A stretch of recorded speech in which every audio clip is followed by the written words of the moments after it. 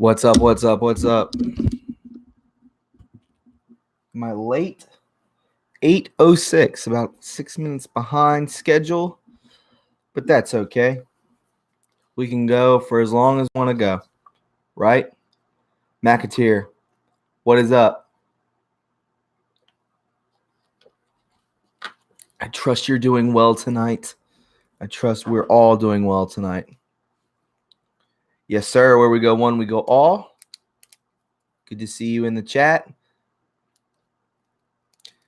30 people are watching, but there's one person in the chat. Shadow banning is on target. Sharon Norman, what do you mean by that? Brett, hello, sir. Brian, good to see you. Hope everyone's doing wonderful tonight. Big winter storm coming up the East Coast through, I think, starting in Texas, right? Going to be dropping a lot of snow on the East Coast.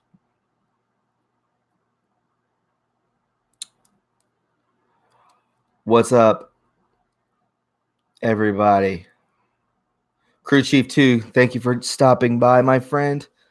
Terry won't be here today. At the Beach will not be here today. She is out of town. But we will miss her, and she always helps out a ton. Sweet baby, hello. Hello. Danella, what is up? Appalachian, what is up? Dropping rain in Houston like mad right now. Yeah, we're supposed to get about 4 inches of rain this way. GTO Mama, welcome. Good to see you. Good to see you. Good to see you. Tom, good to see you. We get to 100 likes. We open up the phone line. That's what I'm going to start doing from now on.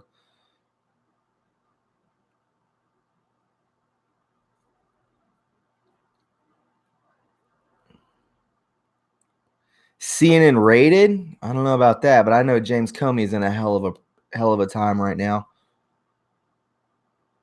Big time.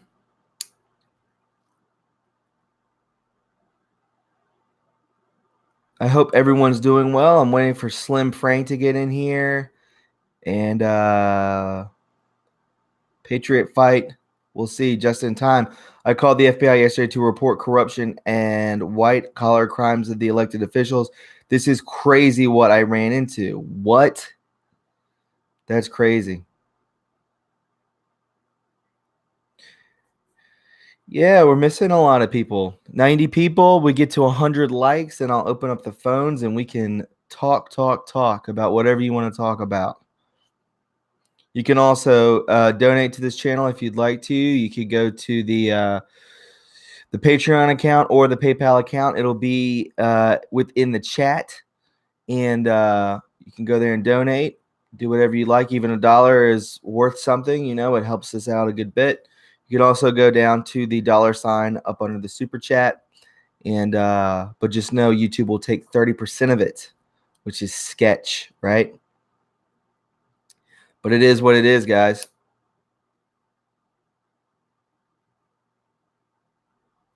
Sweet Baby says Comey doesn't know his ass from the hole in the ground. Yeah, he's very these deep state rats are very arrogant. I don't know how they're like that. Hey Warrior, what's up?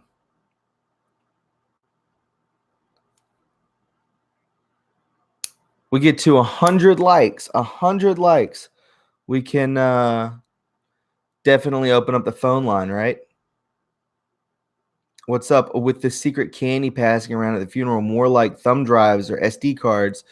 Yes, definitely. I had a guy call in, or not call in, but Chad from Worldwide Patriots 2.0. He's from the UK, and he said that it could have been a thumb drive. Why would you bring candy? That's so stupid.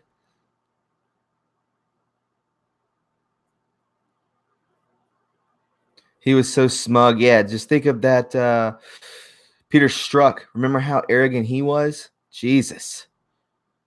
Sick. These people are really arrogant, man. They think they're gonna get away with it. I don't know. Maybe we know something they don't. Is it possible that the American civilians know more than them?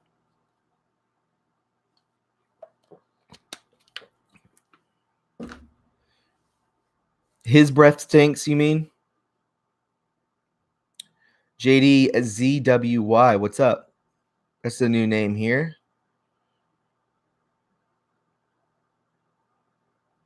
Yeah, GTL Mama, check out my podcast. It's a very, very good one. Yeah, we got to get to 100 likes. We get to 100 likes, I'll open up the phone lines. Yes, correct, David McAteer.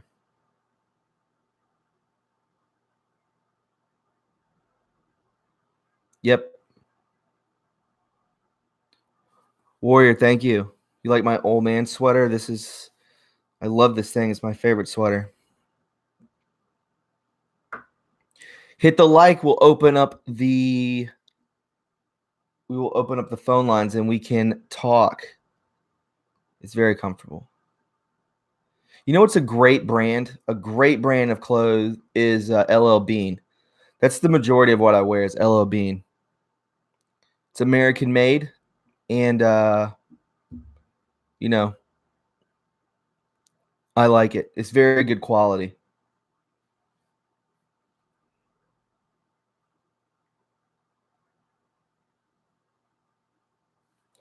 Almost to 100 Keck approved. Thanks, Banner. I like that.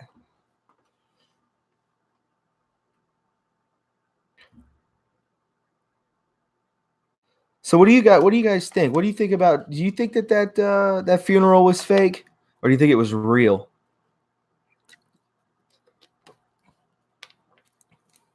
You can't get to the like button. You can, man. You need a Keck shirt. I've looked at them. I might get one for my birthday. My birthday's coming up. I have a 4chan Keck flag on my ceiling. It's pretty awesome. I didn't even know. I didn't even know they made those things. It was like $5, but it's like a 3x5 flag, like a legitimate flag. Me too, Tom. Me too. No. Yeah, he died on the 14th, right, guys? Isn't that what it was? Where's Slim Frank, man? It's just me and you, uh, crew chief. Ron Shuckleson, what is up, dude?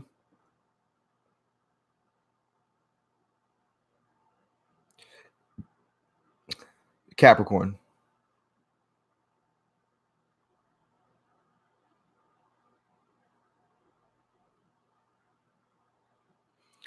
Yeah, I saw there was people that definitely got indictments at the funeral. Those pamphlets. I'm telling you, check out the last podcast. I tweeted about it. If you don't know, you should follow me on Twitter at True Reporting. Follow me on there. There's a lot. I post a lot of good stuff. You got 92 likes, crew chief. I had 92 likes. It's about 8 more. Melania is always classy. Yeah, Banner. He did. He definitely looked like he wanted to puke. The Goyim know who did 9/11. Yeah, Ron. Ron, you post some good stuff on here, dude.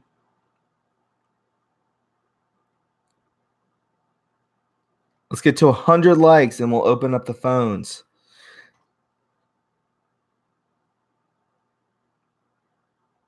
Yeah, he died 11/14. Exactly. Exactly my point. 100 likes. Let's open up the phones. Thank you, guys. Round of applause. Thank you, crew chief. Thank you for your help. Let me open up these phone lines for everybody.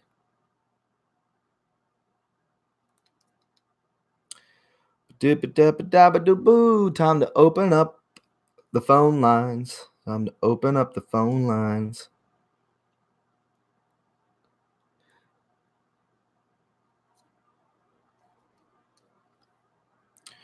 Do but bang 803-399-0044. Crew Chief 2 just posted it. The mod. We're missing a couple mods tonight, but hopefully they will get in. I know one of them is Central Time, so he may still be at work. That's okay. Not a big deal. Me and Crew Chief got this. Crew Chief, thank you for helping me. We'll talk about whatever you guys want to talk about.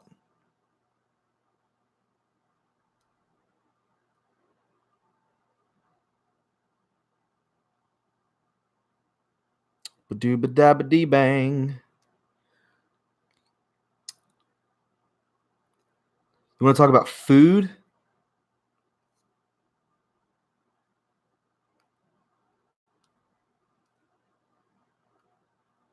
All right, guys, the lines are open. Let me set this up. I'm going to get a mixer.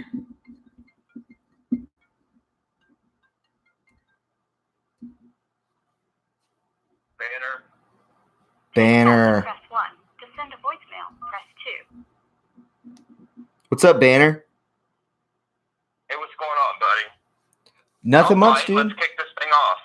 Let's do it. Let's go. Let's do this. I'm glad to hear from you. All right. Yeah, so just so you know, you got like a half a second to 1 second delay on your show when people call in. That's how it's supposed to be. Okay. Yeah, we're good. All right, word. So, yeah, you can call me Desi. I called you once before, but I prefer Desi because that's my internet handle. Desi? Yeah. Gotcha. Not a problem. Like the band. 1488 approved. Tech 777 is in the house. I love it. I'm drinking some Barcelona beer, Estrella. Yeah. Nice. Well done, my friend. You work hard today. It's the weekend. Yeah, actually, I'm working on the house. Just moved to northern Alabama. It's a great place to be. Got out of Cincinnati, Ohio. Mm-hmm. I'm a field engineer. They kept sending me to Detroit. Yeah. And I go all over the states, man. I've been to 38 states, 3 countries. The South is where it's at. Arkansas, proud. Like, went to high school in Arkansas, went to elementary school in California. Oh, wow. You have been all over the place. Was born in Ohio. But the South is where it's at. Arkansas is a natural state. It's beautiful. But I'm in Alabama now. But like I was saying, I've been all over the place, on the field, on the road. Mm-hmm. And one thing that's funny, I go to West Palm Beach a lot, and St. Augustine, Florida. That's a good town. But I'll tell you what, my best friend lives there. Detroit and West Palm Beach any day, because West Palm Beach is ate up. And so we'll get to know each other, I'm sure. Sure. Just kind of I'm just starting to like break the starting line, getting on the horn, getting on pole, trying to be more of a doer than a consumer. You know, trying to do more with my brain and my time rather than lurk and consume. Dude, well done, content. man. Desi, I totally agree with you, man. That's really good for you. Yeah. I mean, I got a lot of esoteric knowledge. Nice. I'm a pagan alchemist, not by religion, but by gnosis. Yes. I'm a Gnostic. I'm a Gnostic first. Oh, nice. Okay, there's nothing wrong with that. A lot of people ask me, you know, what really kicked it off for you. I mean, I've been doing this 20 years, and really, what kicked it off for me was 9/11. For a lot of people, I'm sure. Right. But definitely for me. Yeah, like had a charmed upbringing, good parents, only child, really charmed, pretty smart.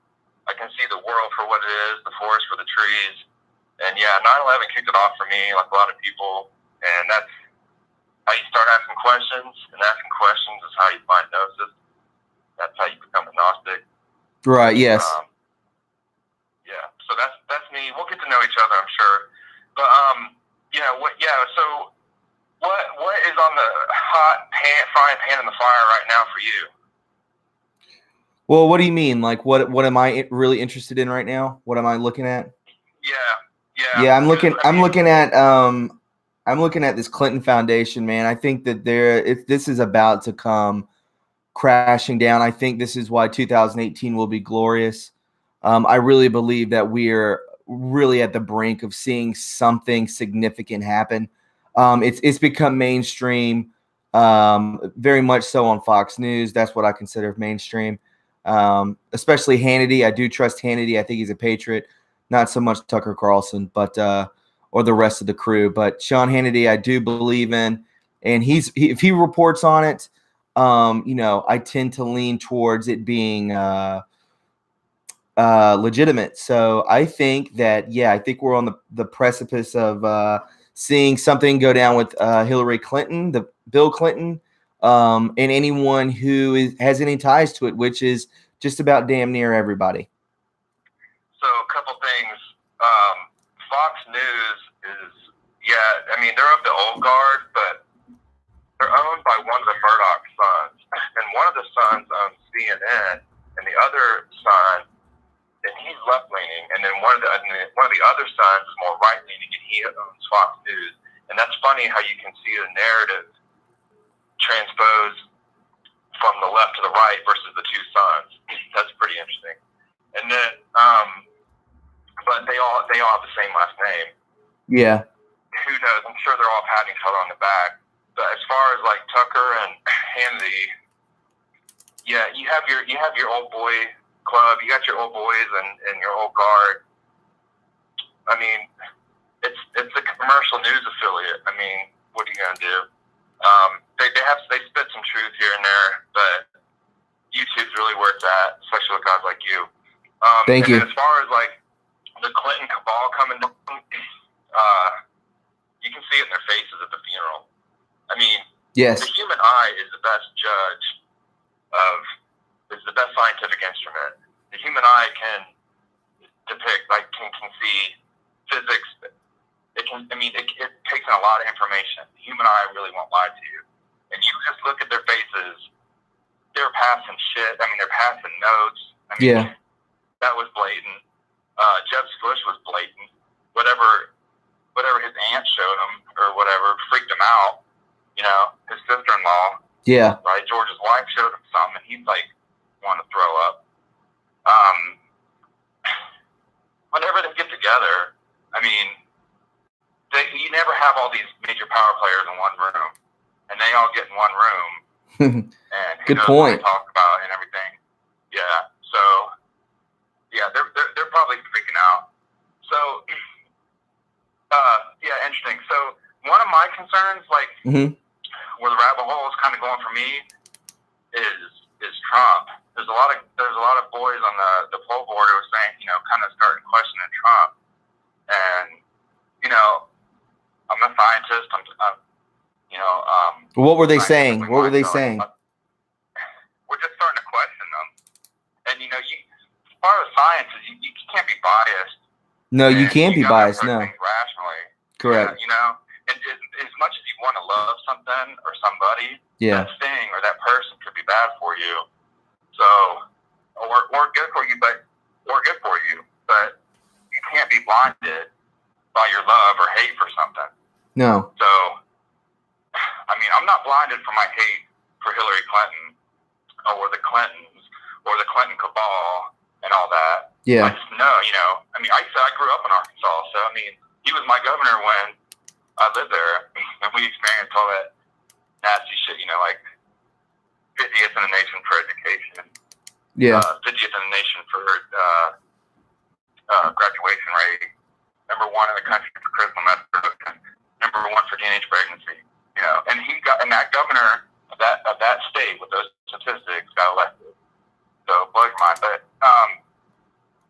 so I'm not blinded by my hate for the Clintons, but I understand it. Yeah. And I'm not blinded by my love for Trump. Yeah, that's good, man. I can't question him.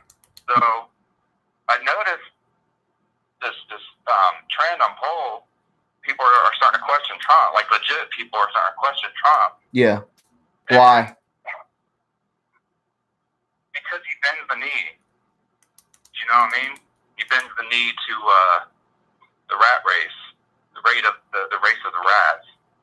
With his move with the embassy to J-Town. Yeah. And his, and like his son-in-law, like that's bizarre. His son-in-law is like 666. Yeah, I question. I've looked into. Yeah, Jared Kushner. I've looked definitely into him. But Desi, man, I got more people calling. My friend, call back again. Word, yeah, just wanted to kick it off, buddy. Yes, sir, dude. Thank you so much. Call back next time. Stay good, True. You too, my buddy. Yeah, I'll hook you up. I'm gonna look you up on email later, partner. All right, dude. Bye. Yeah, you gotta check out Jared Kushner. There's a lot behind that guy. I've heard he's head of the Illuminati. I've heard other things, but nevertheless, we gotta keep we need to be positive about this stuff. We really do, but we also need to keep a level head. If something strikes you as odd, definitely don't just blow it off. Maybe something to it. So yeah, Colin, big time. Yeah, guys, if you want to donate to the channel, you definitely can. Even $1, $2, you can go down to the money sign and underneath the super chat. You can donate there, or you can go to my PayPal or Patreon and donate that way too. PayPal and Patreon are the best ways, but yeah. Why is it so low? Justin. To accept, press 1. Hey, Justin, how are you, my friend? Hey, bud, how's it going? Going good. I'm all right. Crazy. Yeah, man. We just went through a really big week, a very strange week. Supposedly, the 13th is, I guess, the next big date, right? Unless the deep state pulls another rug out from under our feet, right? Yeah, and all this is weird timing, and then me running into corruption myself, and I turned 33 on Sunday. I don't know, I'm having synchronicities strike everywhere. Yeah, I'm 33. I turned 34 in January, at the beginning of January. Yeah, sorry, we were born the same year, 85. Nice. I like it. Both Capricorn? You're a Capricorn, right? Sagittarius, December 9th. Oh, okay. Yeah. A little early. My bad. You want me to tell you what happened? Yeah, go for it. All right. I've been out of work for a while because I have quite a few back injuries. Mm-hmm. But anyway, so you can understand that. I took my kids to go camping at a place since we moved back into this small town, a place I used to go when I was a kid. And we get there, and the place was trashed with like beer bottles, glass, garbage. So we pitched a tent, and we cleaned it all up. My kids were swimming. I made them dinner on fire, and then after dinner, I started burning all the trash to be collected around there. Well, an officer comes back there, and he says that I was littering, and I was throwing the trash on the ground in the first place. When I wasn't. Yeah. But whatever, he wrote me a littering ticket. I suppose he didn't charge me for having a fire in the woods, which he probably could have, but I was trying to clean the place up. So he gives me the $200 ticket. That's fine. I didn't have a way to get to this courthouse because this courthouse was an hour and a half away from me. Okay. And they said that's fine. I could email the judge my plea, and they would accept that. So I emailed them my plea of I just pled guilty. I paid the $200 fine, and I basically explained in the email how I disagreed with it, but I would pay it anyway. So they said we can't use that because it's negating your guilty plea. So they dismissed it and then posted a warrant for my arrest. I went up to the jail to turn myself in to take care of it. And wow, this is where it got crazy. Okay. Now, when you go into jail, into booking, and you're held, if anybody's been there, you'd understand what booking is. There's cameras everywhere, so everything I'm going to tell you is recorded. Okay. But when they get everybody together for their court hearings on their, it's like, I don't know what they use, it's Skype or something with the judge that they do from the jail. Okay. But they sit all the people down, and then the guard is sitting just off the camera, and every single person that was before me, they got up there and gave their plea to the judge, and then the guard was saying, no, that's not what you want to plead. They were getting everybody to change their plea on camera. Weird. They were acting as attorneys and telling people to change their plea. The one kid before me changed his plea 3 times. He was so damn confused. Yeah. That's strange. So anyway, we have the court hearing, and then they tell me that's fine. The judge said that I have a $200 ticket, and I was good to go, which is what I knew, so I pled guilty. So I get out of there. Now I'm in my street clothes. I'm not in booking anymore. I'm in my shoes. I'm in my coat and everything. And they tell me to just sit back in the cell because it'll take about an hour before the judge's papers come back. Yeah. So they they left the door open, and I was in my street clothes. I wasn't detained at that point. Yes. I was just sitting on a bench with the door open. Yes. A fight breaks out in the cell next to me, and apparently this is a prison escapee that they just picked up who is on 23-hour lockdown. Yes. They throw him in the cell with me and slam the door shut. Oh. And this guy's in a jumpsuit from prison where he just broke out, and he has like grandpa straps on his shoes because he can't have shoelaces in prison. Yeah. And they closed me in the room with him. I'm like, what the fuck? I was like a deer in a headlights. I knocked on the door. I'm like, hey, I can't be locked in a room with him and we're in my street clothes. Yeah.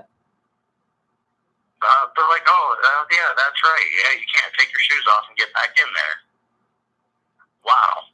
Okay. Why is this happening to you? Why was this happening to you? Just wrong place at the wrong time? I don't know. I don't know. That's very strange, man. I would actually. It always, all my life has seemed like I'm in the right place at the right time. Yeah.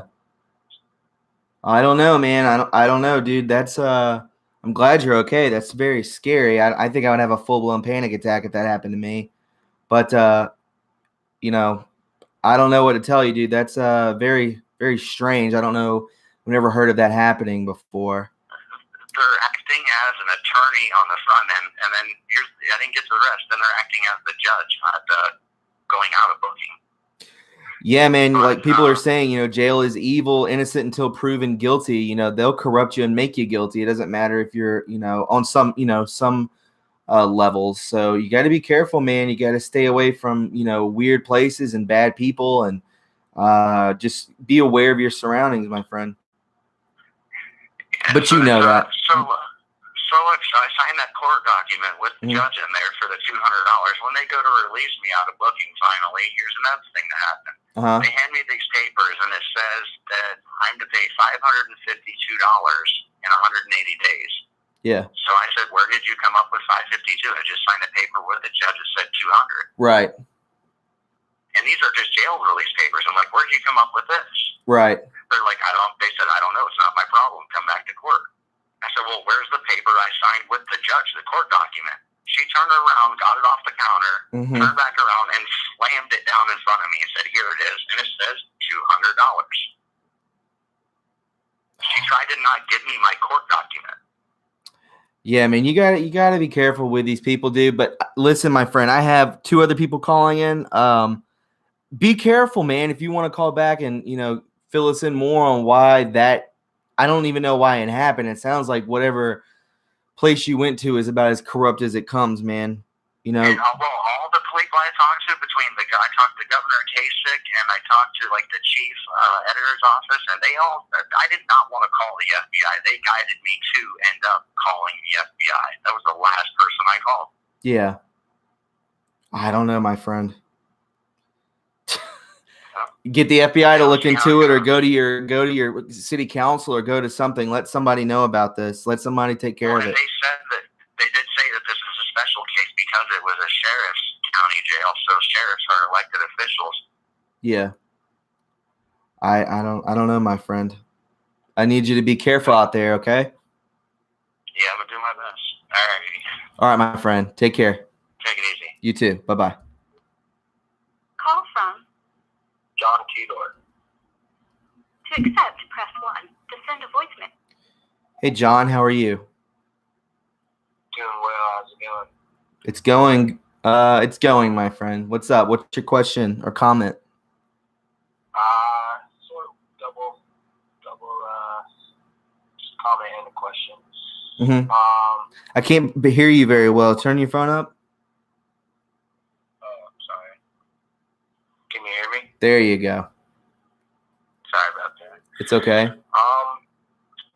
Where do you think this all ends up in, man? What do you think the final stages of all this? What's going down right now? I don't know, man. Either it's going to be a high level arrest, indictments being unsealed.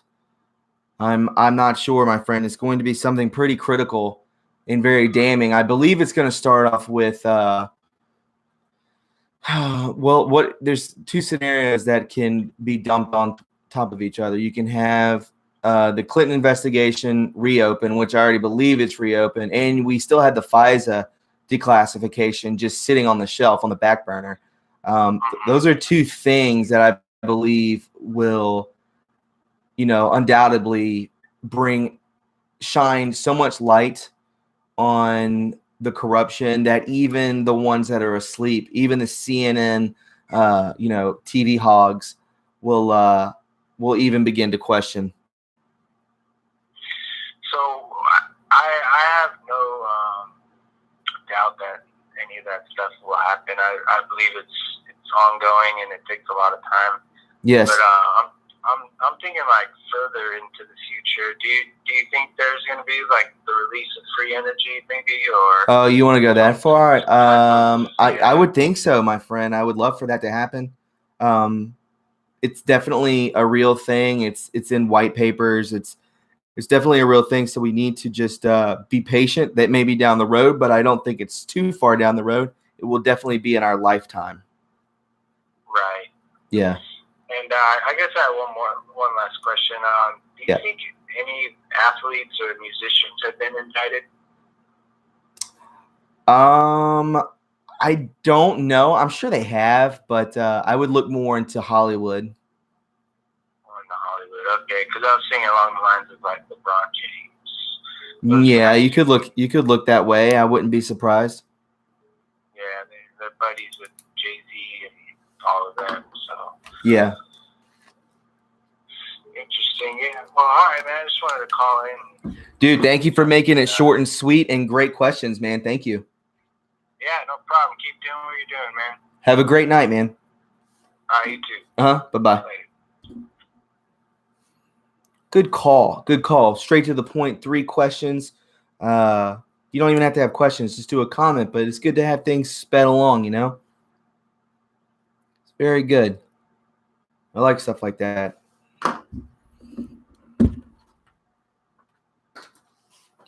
You guys doing good tonight? You doing good? I hope you're doing all right. I really do. You want to get to 200 likes? I think that would be nice.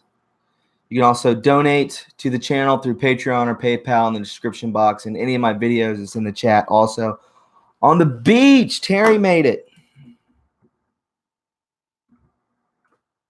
Still no Slim Frank. I have not seen Slim Frank. On the beach, thank you. I'm trying to figure out. Wagon wheel.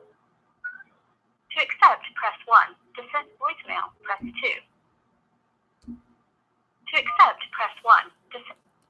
Wagon wheel, what is up, my friend? What's up, buddy? How are you? I'm doing okay. How are you? I'm doing pretty good. I'll keep it pretty short because last time I called in, it looked like my voice didn't go on because I'm a spring customer or something. Oh, that's not good. Go ahead, man. Yeah, great podcast with Jordan. That was a really, really great one. I thought it was too, man. I thought it was very underrated. Yeah, it was, but still, it's great. It's definitely worth another watch too, just to get some more info for research. I thought the questions he's not asked those questions, Right, definitely, and it was so natural. I think you guys both were having a great time. I was like, dude, I want to be there with him here too. Yeah, it was cool, man. Kind of on the same topic. Did you see or watch the new Bob Lazar yet? Some of my list of things to do. Yeah, man, I have seen a great YouTube channel you can follow. I don't know if you know what Secure Team 10 is. Yeah, for sure. Yep, I watched that interview for sure. That was a great interview. Yeah, very good interview. I've heard that Jordan Sather says that don't trust Lazar, but that's just his take on it. I don't know too much about it. I know he knew a hell of a lot back in the day. A lot. Like in the mid 80s, he was talking about crazy stuff, man. and stuff that but I'm being supportive of him, but you know, a lot of stuff that came to fruition. So you know, this guy knows a lot, man, and it's very interesting. But you know, this stuff coming out about him, I don't know. I haven't been following it too closely, but you know, I really want to. I might just look it out tonight, man. I'm gonna write that down. I'm gonna write it down. Thank you for bringing that up. Yeah, no problem. You got anything else, dude? That's about it. I didn't want to stay on the line too long because it's probably going to be a blank space for everybody on the website or watching the feed. So, anyways, I just want to say God bless, and you have a good night, all right? Wagon Wheel, thank you for the support and always being there, my friend. Definitely. Have a good one. You too. Take care. Old Wagon Wheel. Haven't spoken to him in a minute. He's a good guy. Always in the chat. Always see his comments on just regular podcasts. He's a good dude. Very good guy. Guys, I really enjoy doing this. You know, we got 189 people in here. Pretty good crowd. Good crowd. I like it when it's a little over 200, but we're doing good. We're doing great. I would like to get to 200 likes. That's for sure. I would definitely like it. I put out 2 podcasts today. If you did not know, both of them were really good in my opinion. Sherry Barr. To accept, press 1. To send a voicemail, press. Hello, Sherry. How are you? Hey, doing good. How are you? I'm doing good. What's up? Oh, I guess. Oh, this is going to be on a delay, isn't it? Sorry. Yeah, it's a little bit delayed. If you got it in the background, just turn it down. Okay, I did, honey. I wanted to call and to let some of you guys know. Yes. Now I'm all called up. Okay. I wanted to let you and your viewers know, and I don't know your first name, sweetheart. I just call you True, and that's the way I refer it's Thomas. people to your channel. It's Thomas. And whenever I tell them, oh, you need to check this guy out, and I'm in Winston-Salem, North Carolina, and that's my real name. I'm not anonymous or anything. And I was wanting to let you guys know that Gasara and Nisara, do you know about these? No, ma'am. Okay, that is the global financial reset coming that you were just talking about earlier. The quantum financial system going into effect. Okay, yeah, I'm familiar with that, yes. Okay, well, I am a cancer survivor, and I am on SSI still, but I beat the cancer, and good for you. I had talked to my... Thank you. I had talked to my caseworker, and the quantum financial system, I asked him, did I need to go out and stock up on beans and rice or anything for us to transition off of money? Yeah. And he told me, no, everything was fine, that it had started to roll out on the West Coast and would be in full rollout by 2020. That, if you look up Gesara, Gesara, and Nisara, Nesera, this is the Global Reformation Act that was put off by Bush back in 2001 after 9/11, and they stole our money and all that stuff. Okay, it's being released for full rollout in 2020, and they verified that to me through the federal government on October the 22nd this year, and that if they're telling us about it, then I know it's actually coming. Do you think? Here's a question. Here's a question. Do you think Trump can? I said, here's a question. Do you think? Yes. Do you think Trump can combat it? He's in full control of it, sweetheart.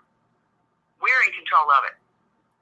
Right. Correct. So you're telling. So what you're saying is that the full rollout from West Coast to East Coast will happen in the 20th. You're making it sound like it's a negative thing. Oh, no, this is a wonderful thing. This is a global financial reset. Okay, yeah. So yes. Okay, so we're getting away from the federal Reserve. Yes. He is systematically collapsing the banks. Yes. He's controlling the numbers. Yes. You know that, right? Correct. Okay. Yes, ma'am. They are systematically controlling. We're demolishing it. So slowly. So we can't shock the public. And so before it comes in, there'll have to be the stock market crash, and then it'll be, it's going to be great. Make sure y'all got your popcorn, but there's absolutely nothing to panic about. And I want to tell you about the light at the end of the tunnel. Get this. Go You're for it. love it. Go for it. I love positive information. Global debt forgiveness. Yes, I know all about that. Yes, ma'am. That we all are giving back. We're taken out of debt because debt isn't real. And they verified to me from the federal government that it will happen in 2020. Well, that's not long. That's 3 years away. So, or no, 2 years away rather. Yes, I know. That's why I wanted to tell you it is something to really look forward to, because I know we got a bumpy road ahead of us with all this mess. And you guys, I didn't get to watch in the past couple of days. I've been down sick, but you did find out about Mueller being a gray hat, and he got whitemailed by Trump into he'll erase his whatever they were blackmailing him with. He would and he reactivated him under the 1834 Marine Corps law, and that was Executive Order number 13223, and he signed that on October 20th of 2017. Well, I think I think we're in a great time. This is a time of the awakening. This is the time where we turn around humanity, we erase the evil, and I agree with you. Yes, I know. I agree with you completely about the financial reset. Oh, it's coming. I promise it's coming.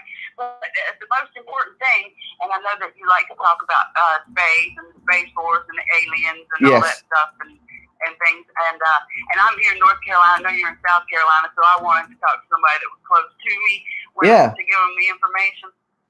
But I can promise you that I have inside knowledge on many of these space things, not only through the where I come from, which was not originally this planet, and I'm not crazy.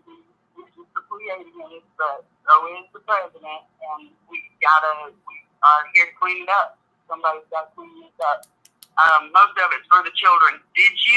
Were you able to see today that the president signed into law the Children's Victims Assistance Act on the WhiteHouse.gov site? No, I did not see that. No, ma'am. It is fantastic. I have been working with. I'm a co-founder of the North Carolina Guardians of the Children. I'm not anonymous or anything. And you can find me on Facebook. You can look me up. Sherry Barr is my real name. And what they've done. Things are going great. We are on a positive timeline, and this is going to be wonderful. This is absolutely going to be wonderful. But because you are so much better at the social media thing, I wanted to ask you about, do you know if people are using the Mega Meme folder? Mega, M-E-G-A? The Q, Mega, not MAGA. Yeah, Mega, M-E-G-A, all caps. No, I don't know. I have no idea. Should I look into that? Please, the Q and all of your viewers, please, Patriots, use the Q Mega Meme folder. All caps, Q, space, Mega, space, lowercase, I think means. And don't try to download it. It will crash your computer. It is being produced by the military, and that is for our meme warfare. So just copy paste. Just go through it. You'll see the folders. You just click on the folders and go through them and choose the ones you want and use them, but don't try to download it because it will crash it unless you have a separate device just for the meme folder, okay? Because it's too big. Things are getting really, really good. It's heating up, and this is going to be a great, great, great thing. Well, Sherry, thank you for calling. You're a great caller. Everyone on the chat, 191 people agree with you. Great call. Oh, they do? I'm walk away from the speaker? No, you can come. Hey, You can. Kat.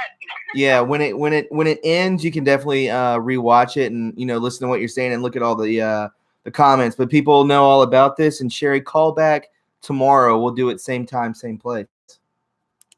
Oh, well, if I'm home, I sure will. Thank you so much. Yes. And I send you viewers all the time, and I'll continue to do so. Well, thank you so much, Sherry. You're a great caller and you're very smart. I'm sorry, before I hang up. Yeah. I wanted to give you a gift. Okay, sure. Okay. After 3 weeks before 9/11, I was in Manhattan. Uh-huh. I used to be a professional singer, and it really hit me. And I was managing for Applebee's down in Columbia and Lexington, South Carolina. Uh-huh. And I gave up my job to come back to North Carolina to record a tribute song to 9/11. Uh-huh. And if you want it, I think it's good because we need to start some healing from all of this. There's too much trauma. And that song, you can find it on YouTube at the name of the song is City and Me, and the writer is Dan Shaw. You can just put that into a YouTube search bar. Anyone can view it, and it is just my gift, an inspiration. I'm just the vocalist. I didn't write it. Dan Shaw was the songwriter, and it's just a tribute to the victims and for us to recover. Okay? Sherry, thank you so much. You're a definitely a light being, and you're very positive, and you made a lot of people happy here today. I'm so glad you beat cancer. That's my job. Listen, I know. I will have to help. Happy to help anytime. You have a great night. It was wonderful to meet you. Yes, ma'am. And by the way, my name is Thomas, and I'm so happy that you beat cancer. I'm very happy for you. Well, thank you. Thank you very much, Thomas. It was wonderful to meet you, sweetheart. I'll let you get back to your show. Yes, ma'am. Take care. God bless you. You too. Bye-bye. Bye-bye. Well, she was a ray of sunlight, wasn't she? Wasn't she getting tongue-tied? Listen, I see some people, Paul, another guy talking about the Pacers, and I know a lot of people are talking about this podcast that happened with Into the Matrix and somebody else. I was covering, I promise you, you're on a good channel. This is what I'm saying. I'm not tooting my own horn or bragging. I'm saying that I spoke about the Pacers, months ago. It was a Neon Revolta article that I covered. Crazy stuff. I know nonetheless, it's amazing. War Drummer, yeah. I covered that a long time ago. I believe it did pretty well, but I think it was when this channel was, not nearly as big. But the Pacers are very real. Trying to see what else you guys were saying. You were talking about something else.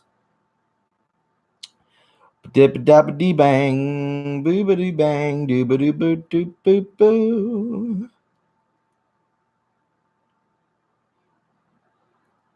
Yeah, North Carolina, that's right. Reset, don't include blah, blah, blah, blah, blah, blah, blah, blah, blah, blah.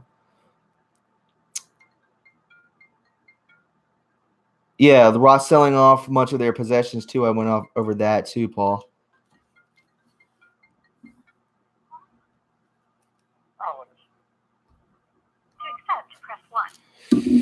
Hello, who is this? It's Alex. Hey, Alex, how are you, my friend? Doing well. What's hey, up? Man, I just wanted to make one comment. Go. I realized today, watching the Paris protesting. Yes. And they were talking about how it's all about the gas tax, and the mainstream media was commenting on how they're protesting over the tax increase on the petroleum. It's horseshit. It just struck me. Yeah? Yes, it is. Well, it just struck me that it's not about the petroleum gas tax, and that what it's really about is actually immigration. And yeah. The whole immigration thing, both in this country and in their country, has everything to do with climate change and how the government is using climate change to potentially roll out this carbon footprint-based tax system to control the masses. Yeah. And so I just wanted to share that comment with you because I just had this realization today that the immigration issue has nothing to do with immigration, and it actually has to do with global climate change and the ability for them to control the masses through taxation through our carbon footprint. You don't think it has to do with a one race? Have you ever looked into that? How do you mean one race? One race, like if we keep all having if you start going into like Germany and Sweden and all these places, you notice that there's a huge rise in migrants coming in there. If you look at it, and I'm not being racist, so if anybody thinks I am not. I'm saying that this is fact, that they have no-go zones because of rape. And what a lot of people have read, if you look into a lot of conspiratorial stuff, is that they want a one currency, a one race for complete domination of the world. Because with one race, you can be controlled better because or one color, let's just say brown. I'm not being racist or anything, but what I'm saying is that you can't be divided because you're all one and you're all under one control. It's a real thing, my friend. But I understand the carbon footprint, theory also. But they're both very real. Yeah, I'll have to look into what you're saying. I'll look into that. The thing that I was picking up on also with the climate change thing is just the positioning that the left always takes with regard to immigrants and the humanitarian, what they consider a humanitarian effort to have open borders and help these people who are struggling with asylum issues.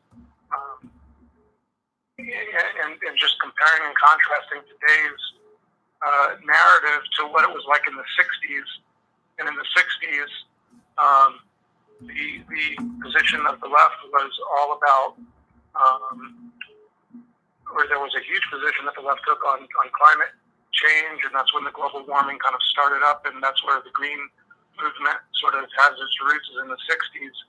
And it struck me how profound it is that today the left is both for migration and for climate change issues, and that they don't even realize that to be pro-immigration is to be pro-increasing the global footprint of the carbon footprint. I agree with you, my friend. There's a disconnect there. For sure. I understand that. Yeah, we've got to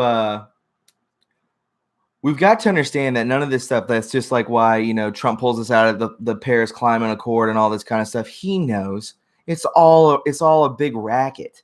It's a racket. And before, you could have told me 4 years ago, I would have thought that global warming's so real, save the polar bears and yada, yada, yada, whatever. No, what we need to do is we need to clean the ocean out of all the garbage, and we need to stop. We need to get off this fossil fuel. That's a fact. And we need to move to something a lot better than that. And I think that's kept from us, the zero energy type stuff. That's what we need to get rid of. And we need to get rid of the negativity that is controlling this planet, which I mean through the cabal, I mean through the Rothschilds and Rockefellers. These people are not who we think they are. The pace soars, to chime in on Paul's little comment earlier. So, a lot going on, my friend, and a great call. A lot of information. A lot of people are liking what you're talking about.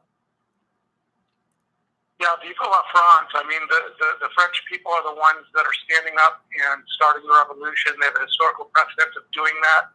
And it's really great to see other populist movements in the world. And it really sucks that the media doesn't show us what's actually happening in France on the ground, and they're making about this silly gas tax protest, which it really has nothing to do with. I'm so glad that there's a group of people who are willing to stand up. And I think our voices are somewhat silent in this country, whereas the French people are able to literally just stand up and have 80,000 people, or however many it is. It's beautiful. It's a wonderful thing. So, anyways, Matt, I'll let you get to it. Take care, my friend. Have a wonderful night. Bye. Great call. Bye-bye.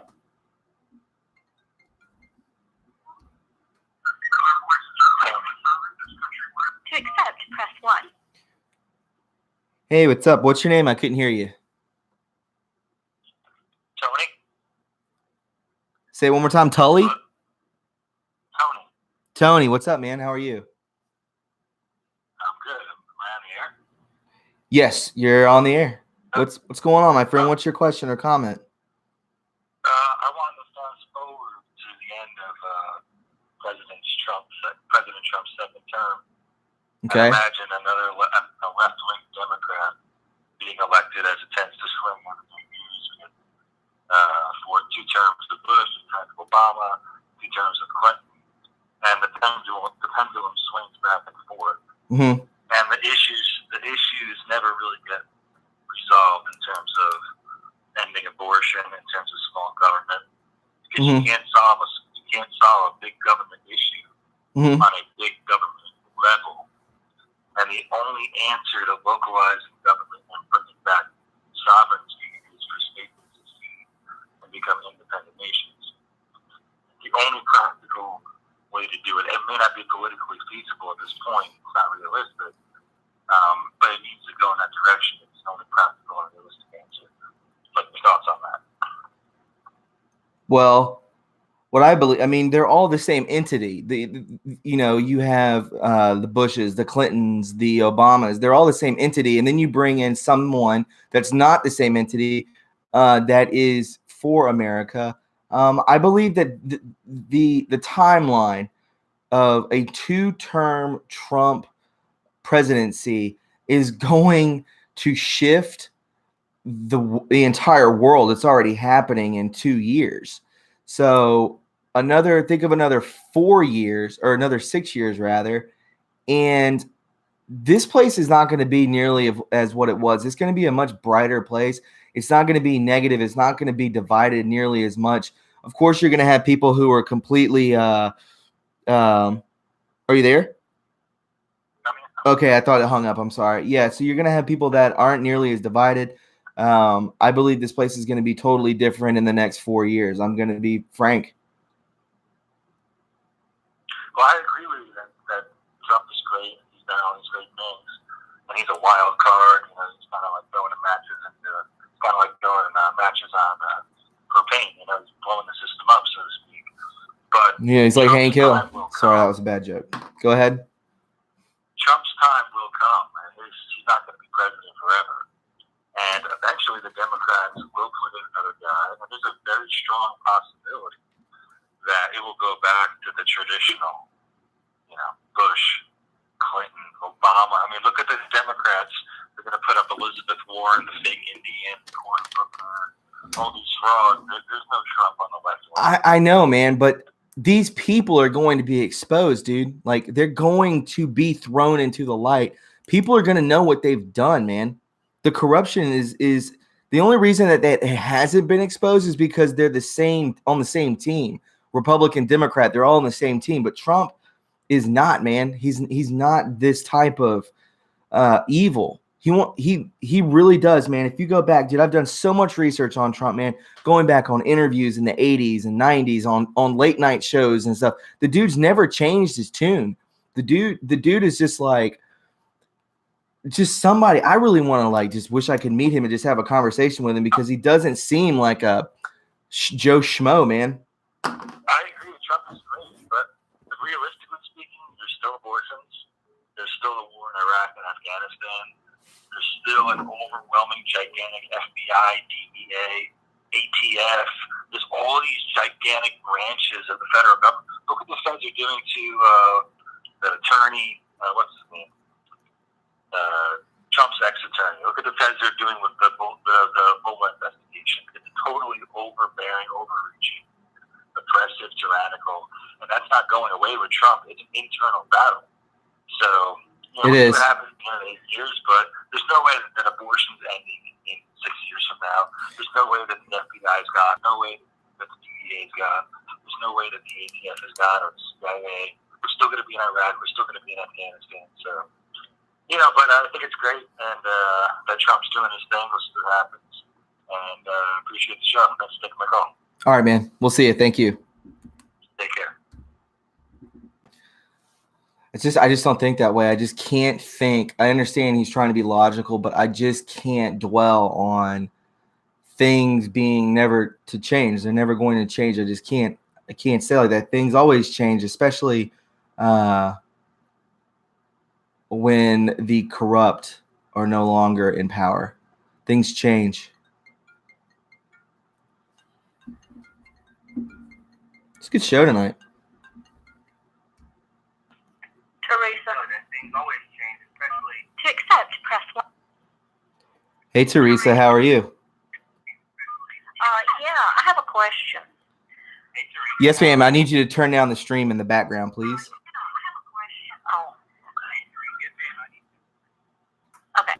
There you go. What about his Trump's new choice for Attorney General that used to work under H.W. Bush? I know. What is up with That's that? brand new news. I'm glad you brought that up. I don't know much about it. I was going to look into it actually after the stream. I'm not. If anyone in the chat knows about, what's his last name? Barr? Is that what his name was? Barr, I believe. Yeah. believe That's the Barr. new Attorney General. Does anybody know about the new Attorney General? Well, I mean, he won't be in there until Whitaker's done what Whitaker's going to do, which should be sufficient. Right. You know. Correct. So, right. Yeah. We have Matthew Whitaker in there at the moment. William Barr is his name. But my thing is, okay, say he was a good guy, yet still he gritted his teeth and served under Bush to do what he could. Mm-hmm. Or either he's a bad guy and Trump is just putting him there because, Exposure. your enemy's close to you. Yeah. And you know what else I thought about? I couldn't stand to watch that whole funeral, quote unquote, Right. Poppy Bush. But I thought about Colin Powell when they showed some old clips of when Bush, way back in his heyday, was using the term New World Order, and without the benefit of hindsight, we didn't know how ominous that was. He would just say such nice little patriotic things, and then he'd say New World Order, and they panned out to Colin Powell, and I just wondered what was going on in that man's mind at that point in time. That's a good question. You gotta, you think of Condoleezza Rice and Colin Powell and these people back in the time. I'm a little younger. I was young during. I wasn't very political. How long ago was that? 15 years ago? Desert Storm was 91, and they were hollering, "Oh, weapons of mass destruction!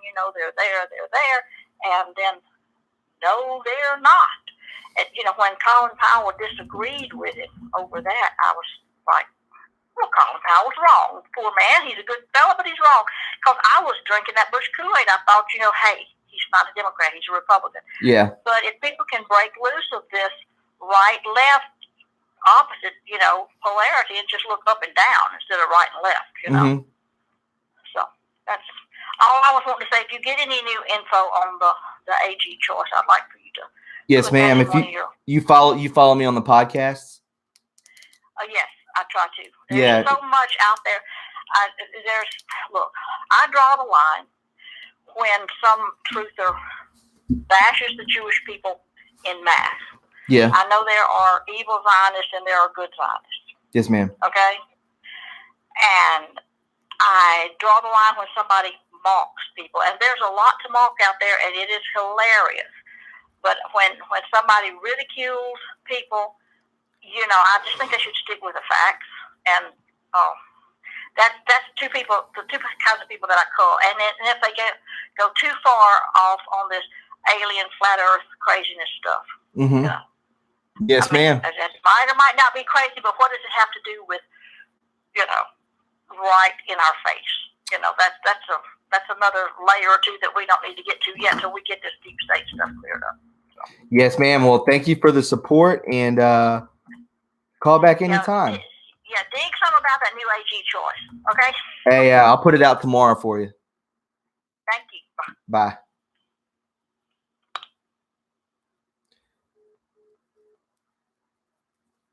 Casey Case, thank you. Ron Shekelson, you got me laughing, dude. Ron Shekelson, you a fan of $1 Million Extreme? You know about those boys? You know about those guys? Michael Flattery, Southie. Mm-hmm. They're good, aren't they, man? The word on bar is he is a bulldog and knows about decades of corruption, treason. I bet he's flipped and is working for to save his own ass. Just my thoughts. Nikki, great, you know. Oh my goodness. Sam Hyde is so funny, Fly. There you go, dude. Huge fan of those guys.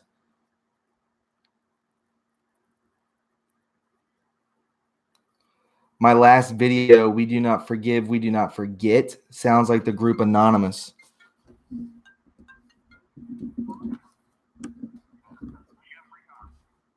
To accept, press 1. To send a voicemail, press 2. Hey, Jeffrey, was that your name? Yeah, that's me. What's up, man? How are you? I'm good. How are you doing? You seemed a little bit bummed out the other day on Twitter. Yeah, man, I'm better. I went through I go through ups and downs, and I don't know, man. That's just me, dude. I have bouts of stuff. So. Oh well, you know, and I totally sympathize. I think a lot of us that go through this movement, there's so much darkness out there that sometimes it's like we can't see the forest for the trees. But you know, we are winning. You know, we're as Patriots, we keep on keeping on. You know. But, You're right. I really want to compliment you on your show you did the other day with Jordan Saber.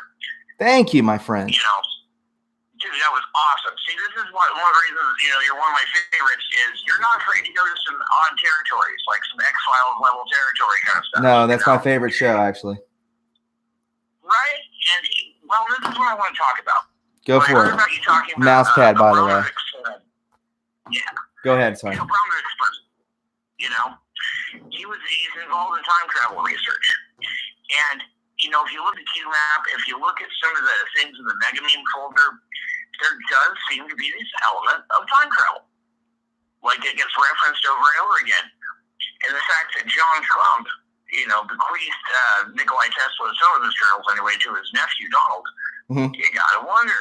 Dude, that whole scenario that needs to be like, guys, like I said, like I read the book, Baron Trump's Marvelous Underground Journey. I know that's a little bright. There you go. I had this book. I want to get the last president. That's what I'm saying. Like, there's something that is altering. Excuse me. You want to know another thing that's very, let's just say, X-Files type is when you think about these satellites. Do you know that they were knocking out the satellites and they had scalar waves on them? Have you looked into that? Really? Dude, I had not heard that. I believe Q was talking about it. I've been trying to find more on it, but supposedly they were knocking out CIA. They were talking about Snow White and the Seven Dwarves, the 7 CIA computers. I believe there were satellites too. They were knocking those out, and I guess they were putting waves down on us or something like that. I want to look more into it. Maybe someone can send me some links to my email, but dude, crazy. Dude, I don't know what this reality is. I have no idea. The more and more I look into it, the less, this is crazy, the less I'm afraid. The less, the more, this makes so much sense to me, dude. Yeah, I'm kind of with you on that one. It's when you start going down this rabbit hole. I mean, I literally spent all day today. I didn't have much to do today other than listen to your show and poke around the house. Yeah. And it's just like I found so many different avenues and corners to mentally kind of turn around, and it all adds up to something weird. There is definitely something messing with reality. Like, I don't know. Like, everyone, well, not everyone, but a lot of people seem to have this, this Mandela effect feeling, this, this feeling that reality is somehow shifted and altered. And I do think that they kind of weapon travel in a way. I mean, if you're messing around with timelines and things like that, I mean, linear reality would appear to be seamlessly integrated because you've altered the past, and then the present would look completely normal because that was part of the timeline. But you might have like an echo of consciousness from the other timeline that they did alter. And, I may be completely wrong here, but I like the fact that you do go into these esoteric territories because, we're dealing with Luciferians for one thing that worship Baal and Satan. It's like, this is that kind of world. And where Maria Abramovich's brother is a leading time travel researcher. Correct. When we have, our commander-in-chief, whom I love, having Nikolai Tesla's journals, it's like, dude, are we having like a time war? I know it sounds a little nuts, but it doesn't sound nuts. What do you think about this? What do you think about this? What do you think that they are actually going back and forth, both sides, both deep state and the alliance, both are using, let's just say remote viewing or astral projection. That's the time travel. And they're going back and forth trying to fix things in the future and the past because there is no time. There's only now. So can they manipulate what is just ongoing all the time? Like, why wouldn't they be able to do that through, obviously when we dream, dude, we're not on this plane. We're somewhere else in this ether type place, but it feels so real sometime, man. Dude, I know there's something like this going on, okay? I'm really thank you so much for, not being afraid to touch on this topic. No, I love talking about this. Yeah, when you have the Army, United States Army, the Russian military back in the day, even probably today still, spending tens of billions of dollars on, remote viewing programs and the Philadelphia experiment, other these kind of things that could allow you to glimpse in the future. You might be right. That perhaps one can alter the future. Maybe not in a huge way, but enough. Or at least give you, I don't think, dude. All right, so you can go and you can look at the white papers of the CIA training, remote viewing. Oh, yeah, actually, I downloaded it. I downloaded the entire PDF, man. Dude, and they say that we're all capable. That we're all can use telekinesis and move things. With even in 6 months of very hard training, there's no, we are very special. We have more than we know, right? That's what Q says. We are very powerful people. Well, okay, I'm gonna be honest with you, man. So I've been doing a little bit of some side research at the Noetic Institute, like I do it online, and I do this thing called the location test. It's like you find a target on a board, like a four-squared grid. And if you look at the name of Abednego, that's my little handle online, I'm always at the top of that list. I can reproduce it anytime. So they're studying this for a few years, this kind of phenomenon. There is something to it, man. I don't know what that means, but I'm fairly certain our government and other governments aren't wasting all the billions of dollars for something that doesn't work. And it's just so fascinating that we literally could be in some astral projection, time war kind of thing. This is a crazy world we live in right now. It's fascinating, but like you were saying on Twitter, it can get a little depressing. But man, there is light in you and there is, my friend. That's what I do, man. I reach onto the fantastical, and I just run with it.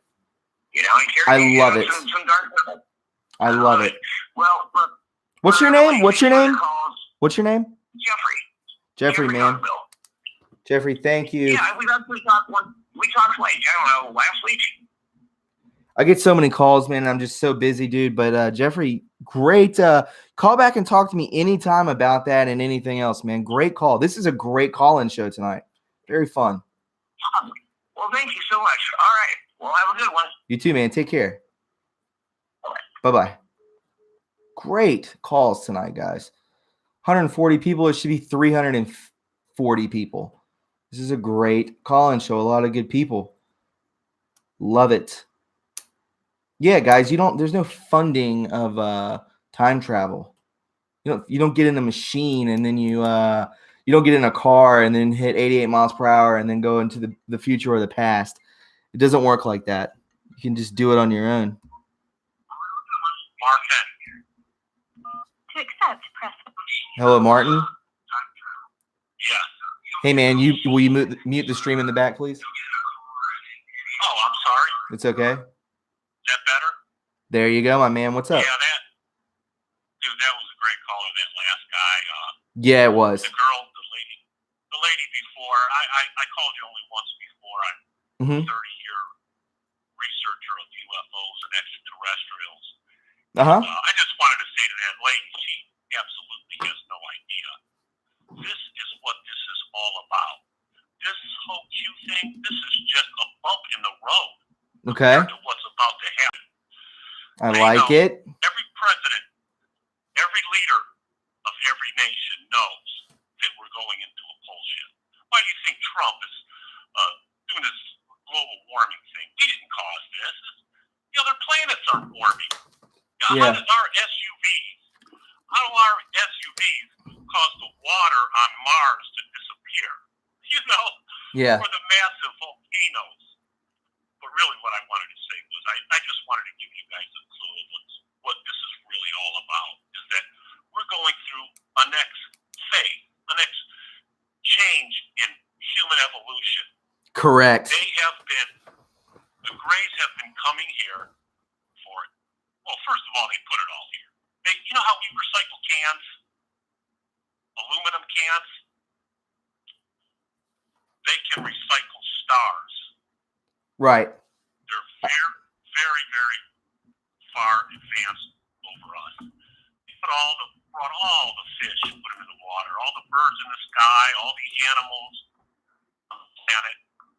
They slowly, subtly make small changes. For an example, black man was very hairy. White man used to jump up and down when he got mad. And at the same time, China man still had his tail. Mm-hmm. Okay. Anyway, now it's time for the next change. I mean, when I hear people like the lady, not the last caller, but the caller before, say, why are we even talking about aliens? Because it is here. They have been coming, taking our females, put an embryo inside, half human, half extraterrestrial. They take them out very early in weeks. They bring them to their planet of their own. They teach them how to speak Russian, how to speak English, German, French, Spanish, all of these. And the most important thing, how to survive the after time. After the pole shift, when the dust settles, they'll come down. Little boy, big blue eyes, very large, very, very much smarter than any of us. They'll mate with our females. Their children will live for 400 years. Their IQs will be 300. They'll be geniuses. And the Greys will give them tools to build a world that you and I couldn't even imagine. Well, go ahead. No, well, what I want to say is, what do you think about the Greys being AI? Have you heard of that theory? The Greys being what now?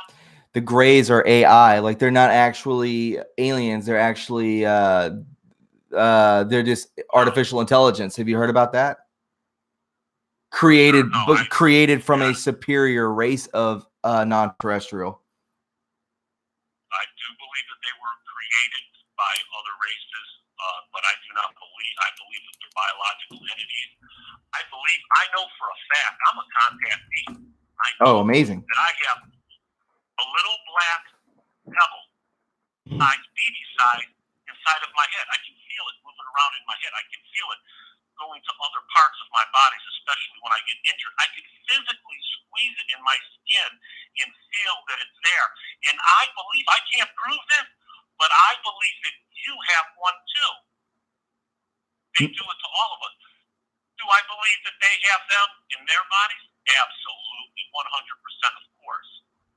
At night when I lay in bed and I say my prayers, and now I'm saying them silently, and I ask God, Lord, if you want me to stop or continue what I'm doing, please send your angels to show me a sign. And that's who comes. The Greys come. They have helped me through my life.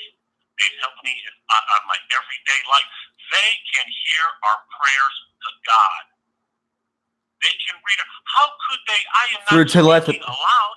Through telepathy, or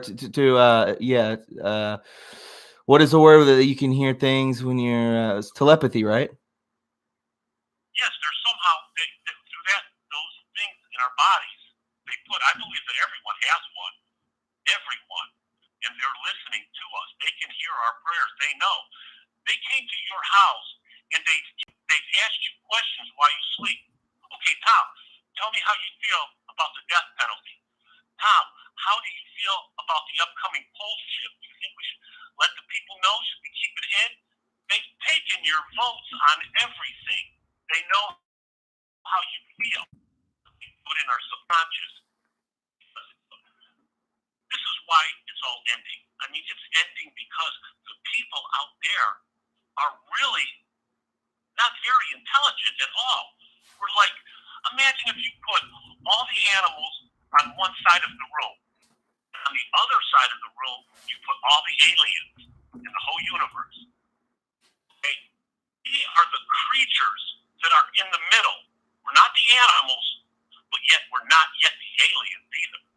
All we are is the creatures that come between. The reason they're doing this, there's about 127 species of gray. Now, on this earth, there'll be the 128th. And they'll be half human, half gray. And that's what they're doing here.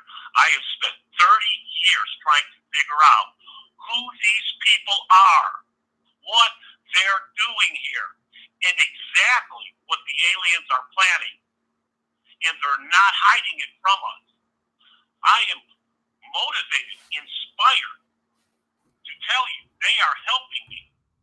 They have done everything for our people. They helped your parents, your grandparents. They took a microscopic syringe and they pierced an embryo of pygmy chimpanzees and injected delphines into the protein, into the genes that are responsible for triggering the reproduction of the cerebral cortex and frontal lobe. They extracted the genes that are responsible for our hair growth and our tails. They named the first one Adam, second one Eve. They try to teach us about things like agriculture, mathematics, geometry, astronomy, spherical trigonometry, and their prime directive is to teach our people about God. Listen, wait. What was, there's people asking questions, okay? What's in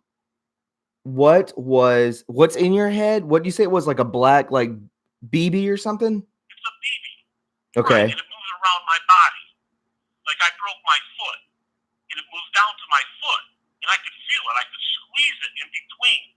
And other parts of my body, when they hurt or ache, I can squeeze and keep squeezing around, and I will feel that pebble inside of my body, and then I get better. Okay. Second question. Okay, I understand. The second question I want to ask is, what is your blood type? Are you what was it? RH negative? Dude, you need to go get your blood taken and see what it is. A lot of people. It matters not to me. Listen, I am no smarter or no dumber than you. I am not a genius. Okay, all I am is a researcher.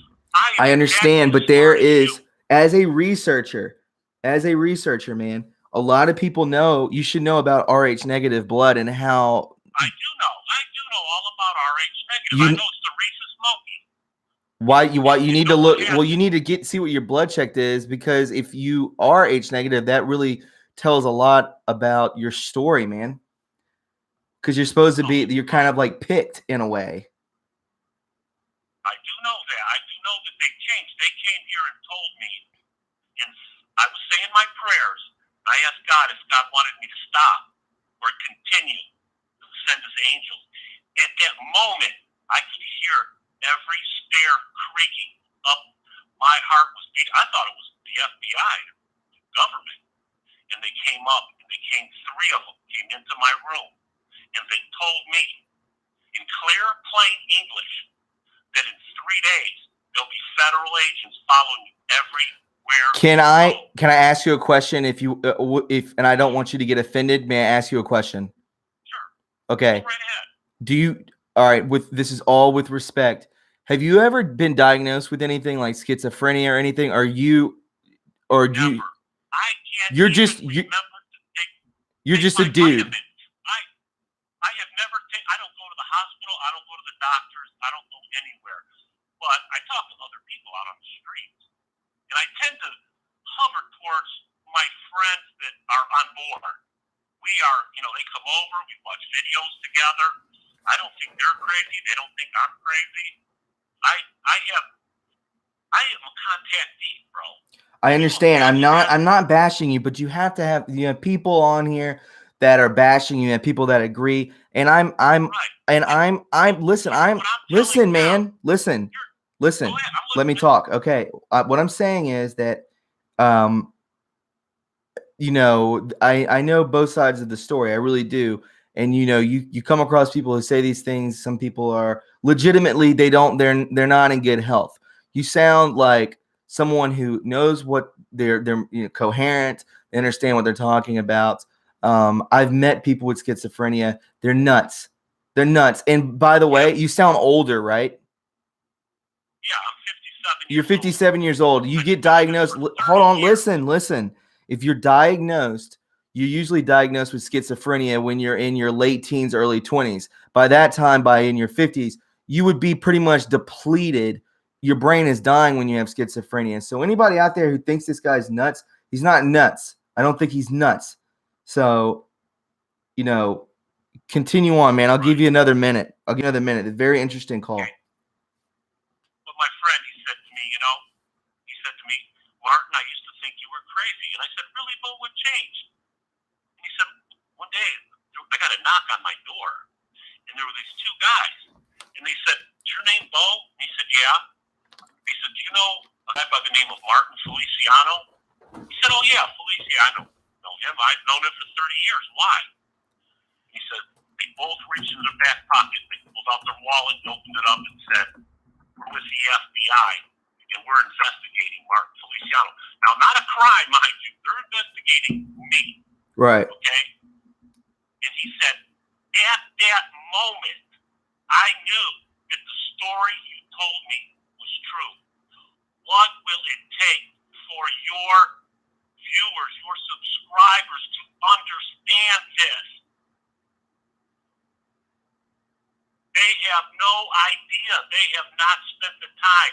I spent 16, 18 hours a day sitting behind a computer reading everything. Right. It took me a couple of years to figure out that, okay, everything that's coming from the government is a lie. I don't even have to listen to that. I'm a contactee. I know that there's aliens. I don't need anybody to tell me no. It's empty out there. There's billions and trillions of stars in the sky. Go out in the country at night. You know what? People live there, and they're smarter than us. We are in our infancy. The grays are at the end. It's hard to believe that someone can recycle stars. They would never believe it. They set them in motion. They set them on a collision course, just like we are on a collision course with Andromeda Galaxy. And we're going to collide, and those stars will make new stars. What's your name, my friend? Just your first name. What is it, Martin? Martin, man, you are a great caller. I write your name down. This is probably the best.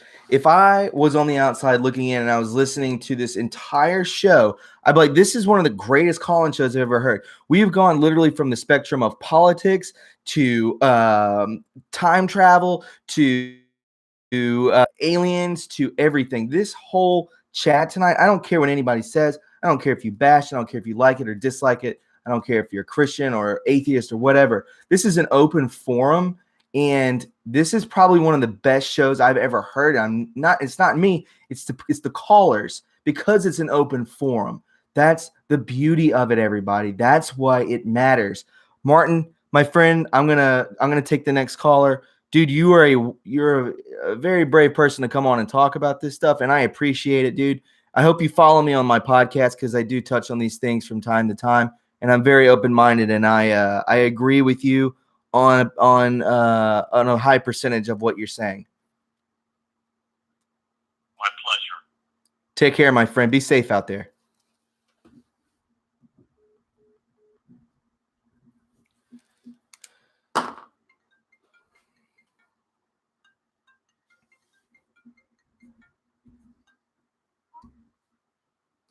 Jay, What's up, Jay? How are you? good and yourself? I'm good, my friend. What's up? The last caller, I think he opened up a lot of interesting topics. Do you know anything about Montauk? Project Montauk? Yeah. I know some of it. Yeah, what's up? The engineer was Preston Nichols, Mm-hmm. and I tried to get him on the Pete Santilli show years ago. Mm-hmm. So I actually talked to Preston Nichols myself. Yeah, and he said some funny things. He said because he came from a background of recording music and sound engineer using tube technology, and he got approached by Arthur Fiedler, and he recorded music for the Boston Pops, and somehow he through that engineering and vacuum tube technology got pulled into engineering for the Montauk project. Mm-hmm. So he was the main engineer. He was the guy who cut the cables when they got together in 1983 Mm-hmm. to try to destroy the project. And so they Duncan Cameron was in the visualization chair, and they visualized the monster that they called Junior. And Junior manifested and destroyed the control room. And so Preston had to go in there and chop the power cables for the whole thing to shut the system down. It was going back to 43, so it was like a 20-year cycle, 43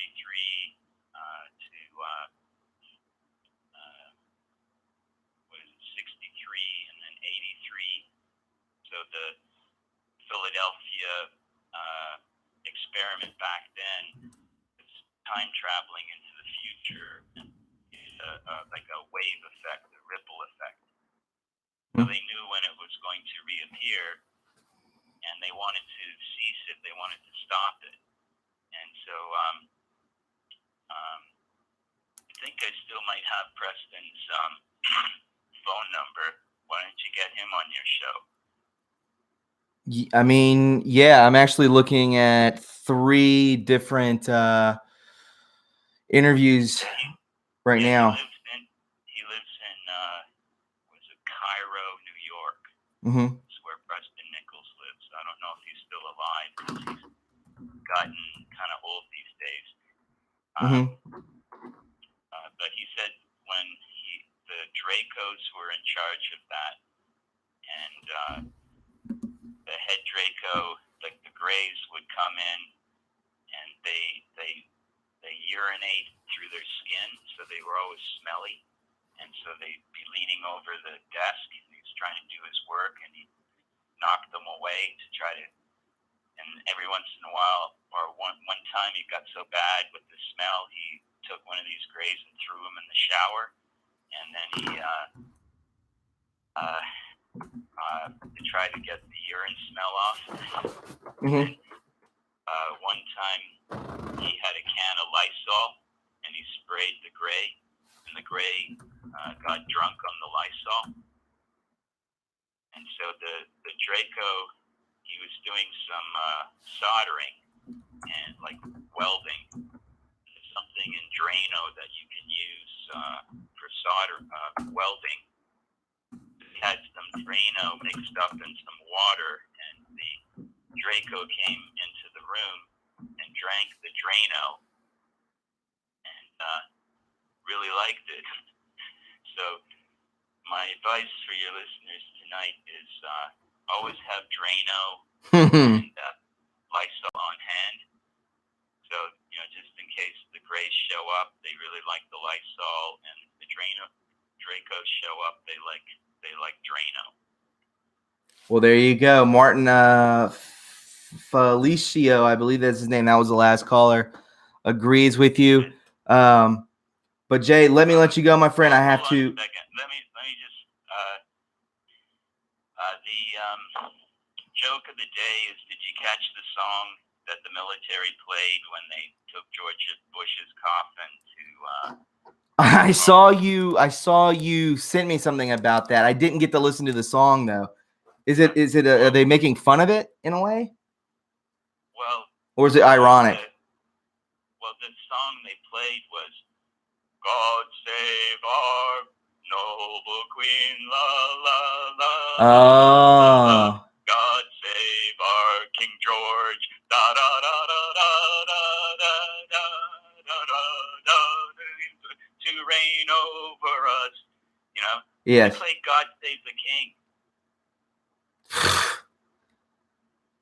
Isn't that funny? Yes. Unbelievable. Yeah. So, what about the TD Bank? War Drummer and Enter the Matrix got into the Passors, and they got up to David Rockefeller. Yeah, I mean, a lot of people are quoting that, man. I talked about that months ago. They went over the same Neon Revolt article that I covered. It had to have been over 2 months ago, and they get into it, and it is what it is. But Jay, I have to go to the restroom real quick, my friend. Let me. I will be back here shortly. Call back later on in a second, okay? Okay. All right, everybody. Okay. I'll be right back. Enjoy yourself. Yes, ma'am. Yeah, we'll see you, dude. Bye.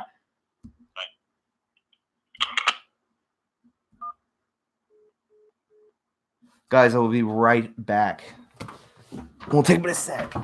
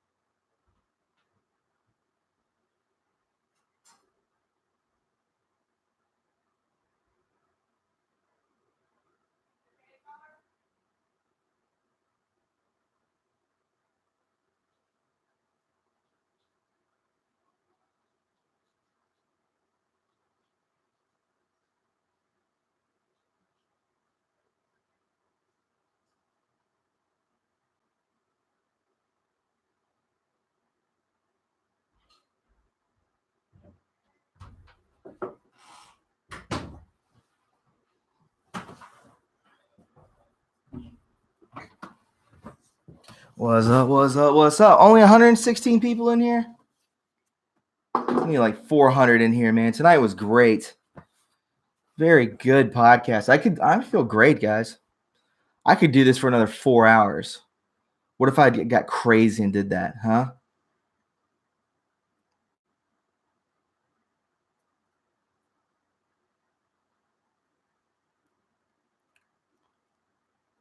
Guys, if you want to donate to the channel, you definitely can. You can go downtown here to the sign under the super chat. You can donate through that or go through my PayPal or Patreon. Cincinnati, Ohio. Let's keep it going, man. Casey? To accept, press. Hey, Casey, how are you? I'm great, and you? I'm doing great. Which Casey are you? Are you in the chat too? Yes, I am. Okay. What's up? Oh, I'm going to turn off this background noise. I don't think you can hear, but I can. Okay, not a problem. We are having a really good call and a really good show. I do agree with you. And I don't want to be down or anything like that, but just a couple questions that I really want your opinion because I value it. Okay, sure. That's Thank why you. I'm calling. Go for it. I don't know if you looked into the U.S., Canada, and Mexico agreement. Mm-hmm. But I'm a researcher myself. I'm a student at Ohio State. And I went and read it, and there's a lot of things that really alarm me, especially as far as what they deem as hate speech. It is indeed an infringement on our Constitution. Meaning YouTubers, people out on Facebook, any social media. Oh yeah. They even had it on TV today. One of the representatives from Mexico was going over the bill. I watched the live feed because I have other news outlets that I watch, and they basically threatened the Mexicans that if they say anything about the immigrants anymore, it was going to be considered a crime. And they said this to the media. They warned them too. They said, media, this goes for all. It hasn't been addressed like that in the United States yet, and I'm afraid that it will because, as a YouTuber, you've heard other channels being heavily censored as well. Yes. So it's just a concern because, that is the extreme that, Mexico's, aiming for. Mm-hmm. It's not what I've heard in the United States yet. But I'm really worried as to when they start infringing on our Constitution and they see, like, you give an inch and then you take a mile to see what you can get away with. Mm-hmm. I wonder if he read that thoroughly through. Not saying that he's ignorant, of course. I mean, Trump, he's brilliant. He's a genius. Yes. It's just, why would he sign? Would he just sign it temporarily to appease people? Because, he can do an executive order. He can overrule it. Sure, yeah. And he may. It could be. I don't know. I'm just scared about our constitutional rights. Where are you located? Are you West Coast? I'm in Ohio. Okay, yeah. I think Ohio's pretty straight. I was thinking if you're West Coast or something like that, or maybe like Minneapolis or something like that. It could be. It could be kind of scary, but what I believe is that we're safe when it comes to that. The only thing that I fear the only thing that's going to censor us are these big tech companies. You get rid of the big tech companies, then what do you have? You have to get rid of the people that run it, and then we get back to a precise, accurate news system. And we go. The news isn't going to be fed through us through Fox News and CNN. Very much longer. Cable is dying. We're going to be getting our news through Reddit and the Chans and this sort of thing. It's going to be website based. It's not going to be this cable garbage any longer. So if the only way that they can censor us, they're not going to pass it. They've been trying to take our guns away for a very long time. It's not going to happen.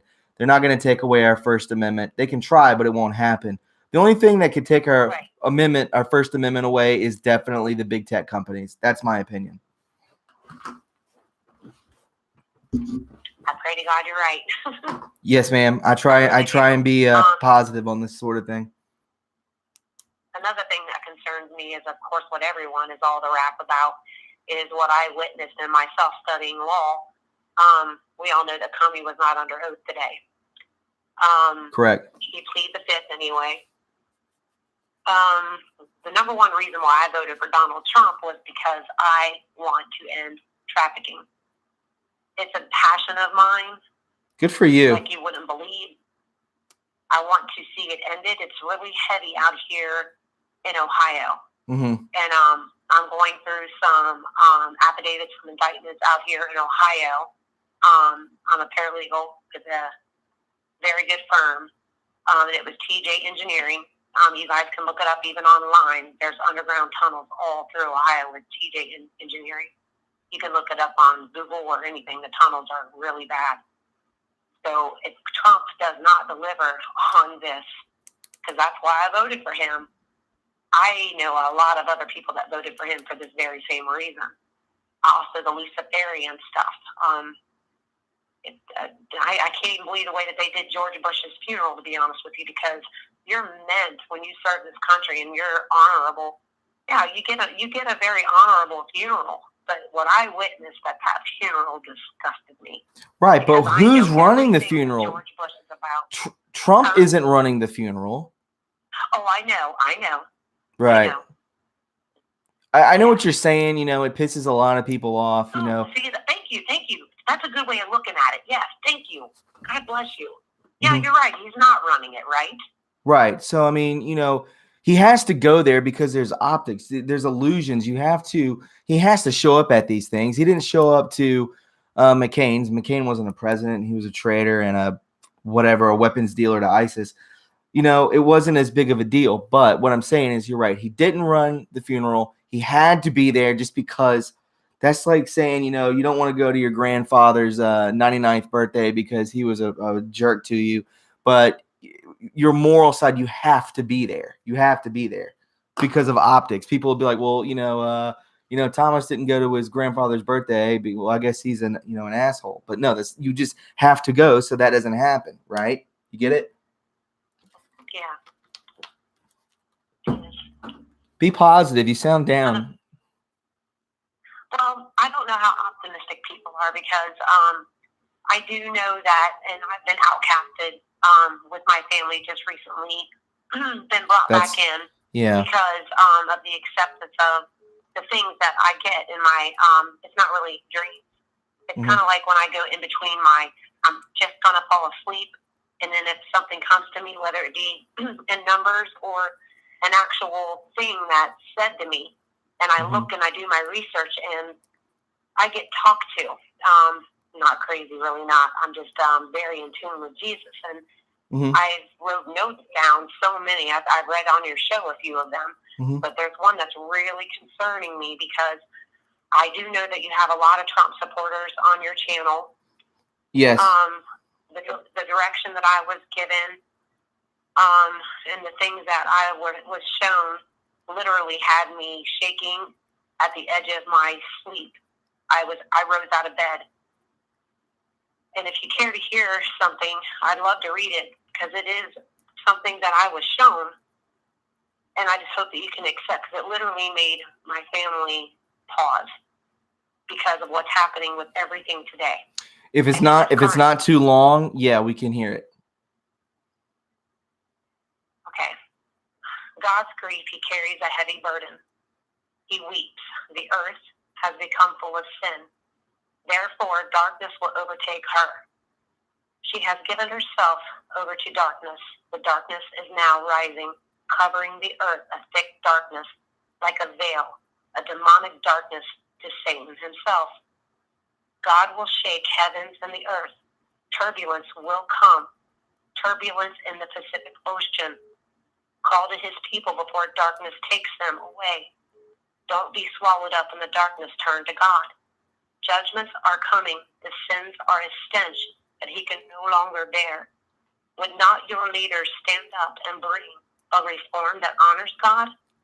Wouldn't leaders honor God and bring back to former glory? This is your time. Time is up. You will never rise again. He gave us so much, and they returned so little. Come out of her, USA. The judgment is here. Revelation 18. Devote yourself to Lord Jesus. Serve only the Lord. I waver. An east wind rises up the earth. Has been tilted. It has been moved from left to right. He will shake heaven and earth, and the water sacks broke upon the earth, flooded in his righteous anger. The whole foundation trembles. You will see unusual sunsets. This will be God's sign to us. The horizon will change. What you see on the horizon will change. It will affect the oceans, the fisheries, will be affected, and there will be darkness to come in the Pacific Ocean, because God does carry a heavy burden. And the reason why in my dream is because they have sacrificed children. They have sacrificed and so much to false idols. He is so disgusted with the stench of the blood that they have sacrificed to false gods, to idols. If we don't get right with God, and we need to pray. That's all we need to do. Just keep praying for Trump, because you can always, under any circumstance, whether you be good or whether you be bad, you can always pray, and pray in numbers, that even if he is going to be blackmailed or his family, may be threatened, whatever Trump's battle, that the demons that he's fighting, and we know they're large in the swamp, we need to keep praying as hard as we can for that man, because he is our only hope. Of course, besides Jesus and God. But as long as we pray, we can turn it around. Absolutely, I totally agree. Numbers. Yes, ma'am. Pray in numbers. That's all I ask. Yes, ma'am. Well, thank you so much, Thomas, for your time. Yes, ma'am. Great show. And I'm going to just go ahead and join the chat. There you go. Thank you for your call. All you people in chat. Yes, ma'am. Call back anytime. Thanks, Thomas. Yes, ma'am. Bye-bye.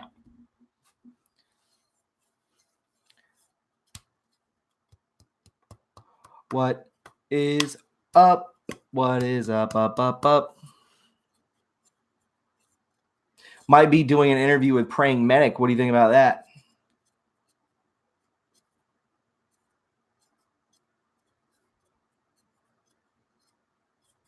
Time travel. Love you too, my friend.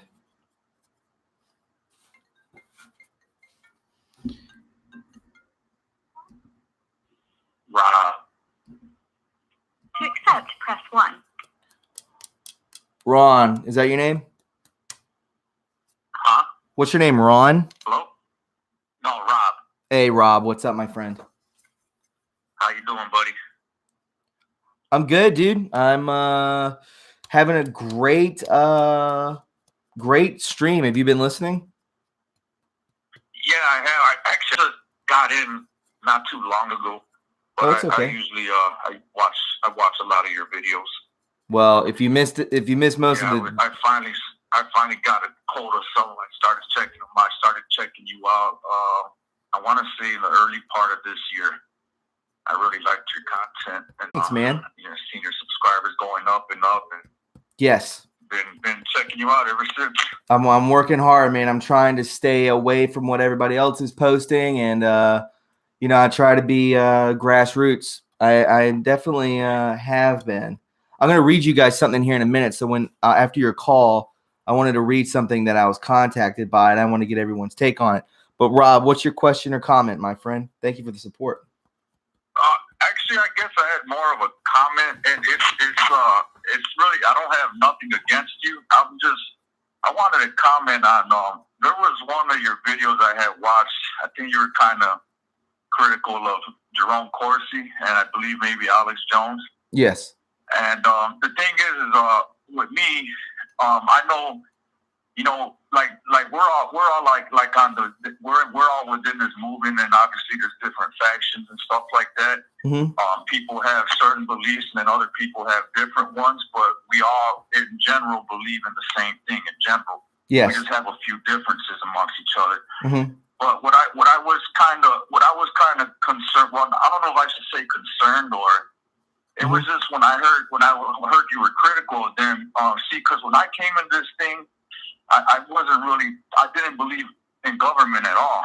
And that was because I came on to Alex Jones way back in '99. I want to say it was '99, and I found out through him, I don't know if you ever heard of a man called Mueller, the Mancow Show. I believe so, yes. Okay, well, he's based out of Chicago, and he used to have them on all the time. Like once he'll give them a segment, like a little short segment once a week, like on a Friday or a Thursday. But that's how I kind of started hearing about him and hearing what he was saying. And a lot of the stuff he was saying, Mancow would ridicule him. But now he's like, man, bro, you were right about a lot of this stuff. So I don't want to make this too long, but my thing is that I don't know if he should have been criticized as much. I mean, to me, because I think it was what your criticism was about them asking for money or whatever, help for money. Mm-hmm. Like if they're more like trying to get money instead of passing truthful information on to the people. And my thing is that he hasn't been right about a lot of things, but there's a lot of things that he opened my eyes to, and that's what brought me into this movement that we're in now. Correct. And he's turned me on to how corrupt the government was, because he was always critical of Bush. He was critical of Clinton.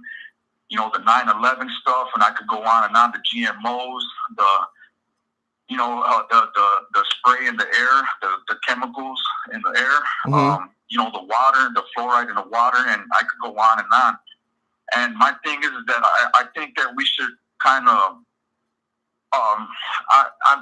resist the temptation to maybe be so critical of somebody like that, because at the end of the day, it opens people's eyes. You know what I mean? It makes them look into things that they otherwise probably wouldn't have been looking into. And so that's all I kind of wanted to say. I think we all should just stick together. And to me, like when I started watching him, he was really nobody. He started on a cable access network show, and he kind of built himself from the ground up. And, he don't get money from these big time, players out there, that, so to speak, from what I've noticed. And I just noticed that he also pumps a lot of his money back into his operation, because he's expanded quite a bit.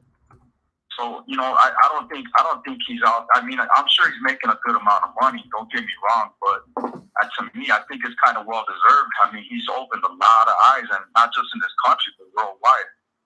And I just think people like us should all stick together and kind of feed off of each other and cherry pick stuff that we like about what the other person says and stuff like that. Mm-hmm. So that's all I wanted to say with that. But I really respect you, and I respect your work. You work very hard on your videos, and you're very, very detailed with your information. And I mean, I could listen to your stuff all day. I really like it. I like the presentation. Thanks, I like the way you analyze it, and I think you do a great job. Thank you, Rob. We're all entitled to our opinion. I don't completely disagree with you. But we're all entitled to our opinion, and you can call back anytime you want to, man.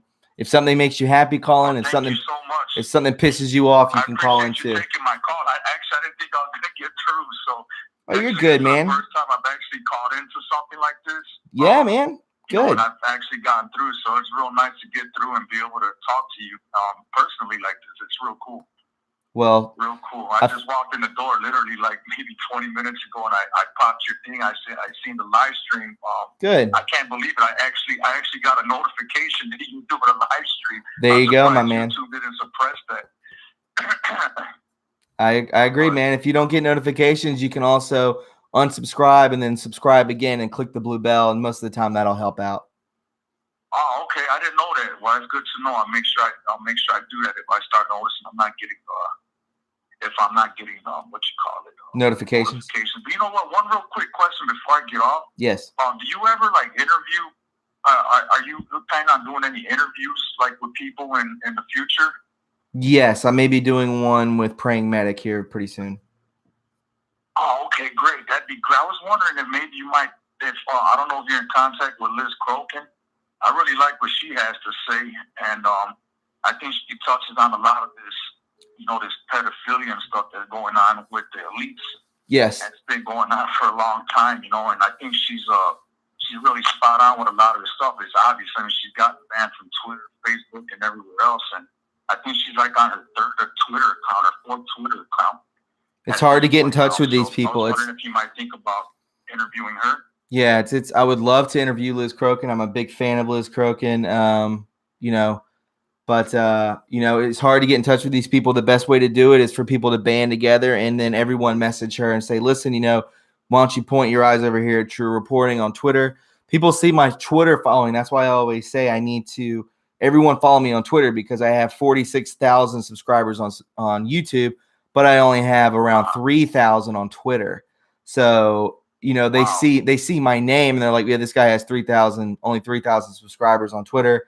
And I'm like, yeah, but I have, I'm getting close to 50,000 subscribers on YouTube. So, it's right. There's probably a lot of that shadow banning over there on Twitter. Oh yeah. Well, not necessarily on my end.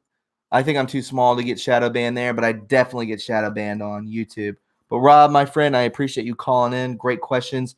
And even if you disagree, I'm still open-minded with you, my friend. Yeah, actually, that's the only thing I had, and it wasn't so much of a disagreement. Oh, I know. I think I I understand. was just saying more like we should try to restrain from that, because like I said, he's the one. If it wasn't for him, honestly, who knows how long it would have took me to open my eyes to everything that's going on. You know, the corruption, the deception, everything else. So that's all I was saying. It was just more asking for, I guess, a little more restraint. But yeah, like you said, you're entitled to your opinion, and I respect it. Good. You know, that's how we all kind of grow as a species, and as you know, with this movement, is that we all hear everybody's opinion. You know what I mean? And then we dissect it how we want and take it how we want. Well, Rob, thank you for calling in, my friend. Call back anytime. Thank you. I really appreciate it. Hopefully I can get through to you again, but I'll definitely keep watching. Thank you, and just stay strong, man, and keep up the good work. Appreciate it. All right, dude. Thanks for the support. Thank you so much. Okay, bye-bye. Bye-bye.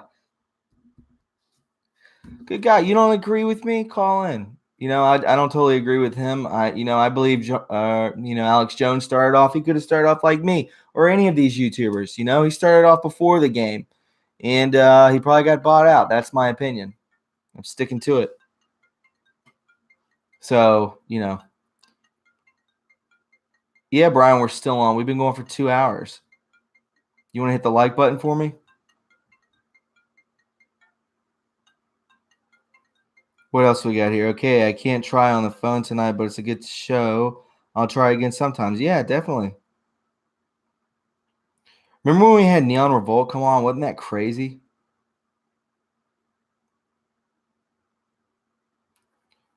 Yeah, I definitely want to get an interview with Liz Crokin. Would be awesome. That would be really cool. He was one of us. Yes, Carla Red Pill. I agree. Time travel. You want to do that 4 hours. We're going to need to get some donations in here.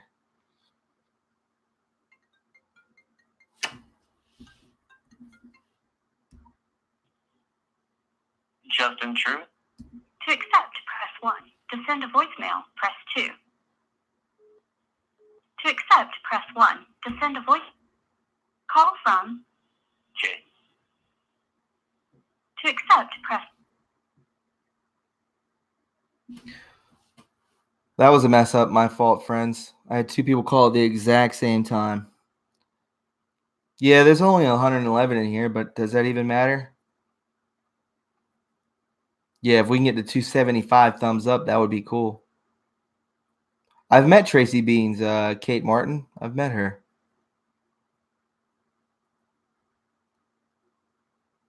No, I do not believe that he is with us any longer. Very funny guy, though. He makes me freaking laugh. Andrea. Hey, Andrea, what's up? Hey, sweetie, how are you? I'm doing wonderful. How are you? I'm glad to talk to you.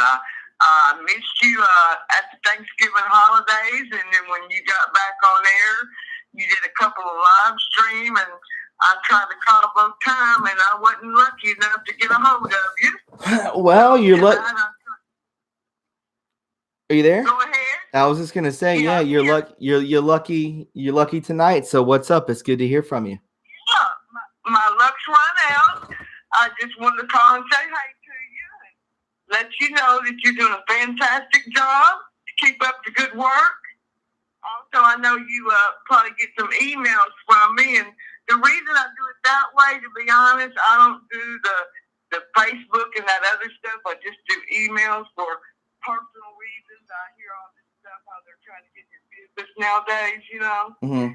So I'm the one that sent you that Mark Taylor. I don't know if you even got the video, if you've had a chance to look, got the email. I'm the one, I'm the same Andrea that sent you that, to look at that Mark Taylor video. The Satan's frequencies. Mm-hmm. Your earlier video today was talking about the stuff going on in the earth and all these waves. And oh, yeah, I see it. Okay, yeah. You sent me the waves, the scalar waves. Is that what you sent me? No, I sent you. I watched the. I've been looking at those things too, and I find them pretty amazing. The scientists don't even know what to think about them. So when I saw your video, I just had an idea. That Mark Taylor, he talks about frequencies and stuff like that, and it's kind of the same genre. So I thought I'd send you that prophetic word about what he had to say about them. Yeah. I believe they're connected. What you can do? I put it this way: it's not normal, and something's going on. Andrea, So, anyway, just for future reference, don't send me videos. Just send me articles and I'll read those. If you think the articles are strong, I may use it, okay? So if you want to... Okay, no problem. Yeah. Well, I didn't really send you a video. I think I sent you like a link to it or something like that. But, yeah, okay, I know what you mean. Yeah, I dig the articles. I like to read. I like to read instead of watch. I'm not being mean or anything. I'm just saying, like, if you find something on those scalar waves or something like that, or anything you think is pretty cool, send me the article version and I'll read it. Okay, I'll do that, and I appreciate you letting me know. I just heard you mention Mark Taylor before, and that's why I said that to you. But I'm not sure a problem. You can link up with his stuff yourself. I didn't think about that. It's okay. But he has some fascinating prophetic words, and a lot of them are coming to pass to the T, Yes, ma'am. But anyway, I want to talk about something I hadn't heard y'all talk about tonight. Go for it. It's kind of, nobody's talked about the past few days too much, but concerning the border and what's going on in Tijuana and all that. Your phone keeps Andrea, your phone keeps going in and out. Okay, hang on. Okay, can you hear me? Yeah, it's more like the volume keeps going up and down. Okay, yeah, I'm having some bad weather here in Houston right now. I don't know if that has anything to do with it. Probably does. That's coming my way. Anyway, concerning the border, what's going on in Tijuana, I got some information. Can you hear me okay? Not really, no, ma'am. Okay, can you hear me now? Yes.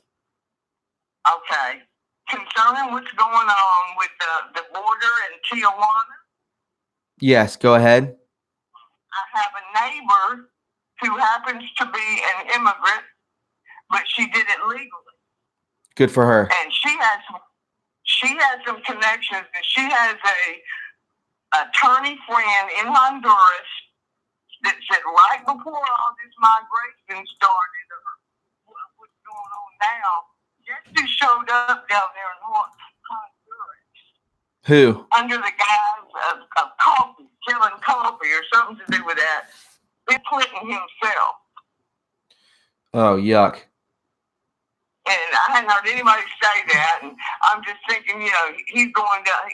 He was one of them besides Soros and the rest trying to start this stuff up because they know their time is short, so they're doing everything they can, I believe, to create diversions and everything else. But this attorney told my friends that we don't do any selling coffee and stuff down there, and that was the guys he was using to the media.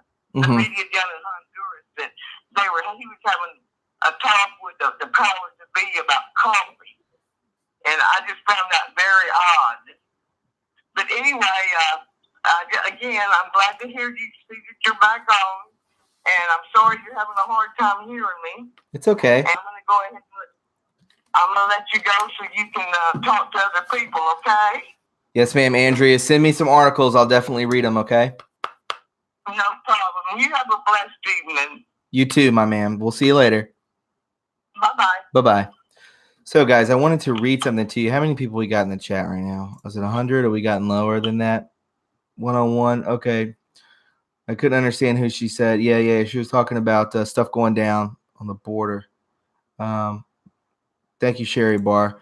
I wanted to read something to you and let me get your take on it. It says, this is from my page or my PayPal.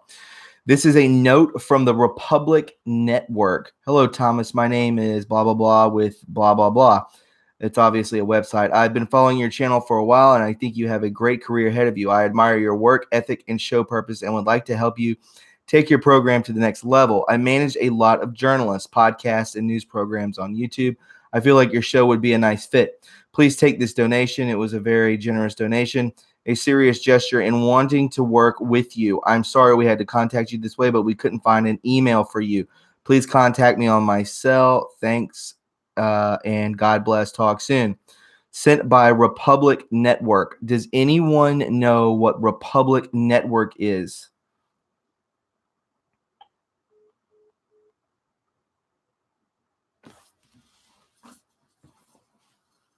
Crew Chief Chu says he's wanting my money. He sent me money, like, to my account. Trap? Think it's a trap?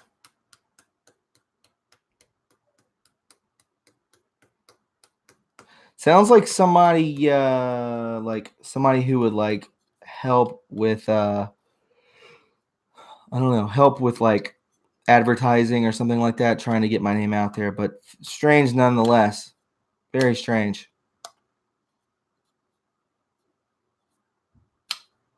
Martin Feliciano. Very strange. I don't know, guys. Never heard of him. I'm going to email him back and be like, who you manage, you know? I'm not giving you any of my information.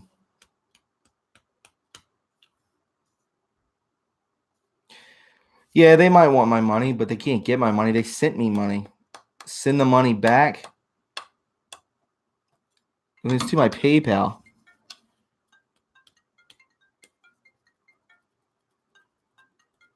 Could be a honey trap. Check around and verify.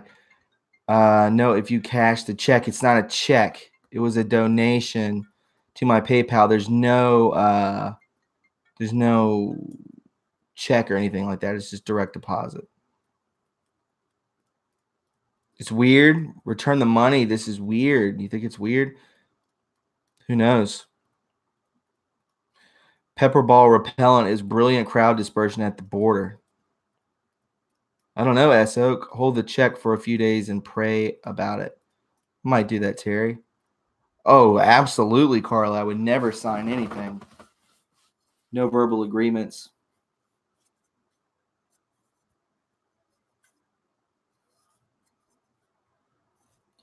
Never heard of him either. So, guys, if you want to help me out, you can definitely get in touch. Tweet at Liz Crokin. Tweet at Praying Medic. I think Praying Medic's pretty open with some stuff. But Liz Crokin's pretty ballsy, I'd say.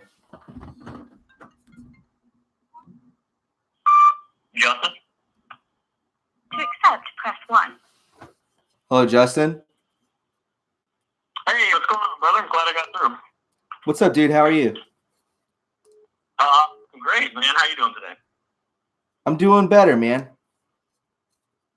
Good, man. It's good to hear you doing good, man. I had a first-time caller, actually. I've been subscribed for probably only about 8 or 9 weeks, but I love your show, man. All the work you do is fantastic, and it's extremely refreshing because just the way you clarify everything, the way you stay bipartisan, and the way you stay respectful is unique.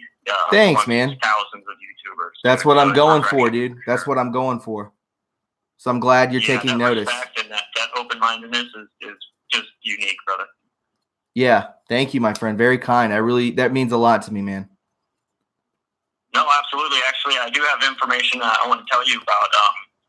But you inspired me, in fact, to just start putting up. It's nothing big, but I do have my own channel. It's just short 3 or 5 minute videos.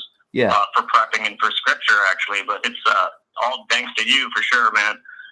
Oh, thank you. But I do have really, it was inspired. I was like, hey, man, one of your videos, even you said it. You said something about there being a vacuum out there available for people to step in and start spreading and building on their knowledge. And I was like, hey, that's a good point.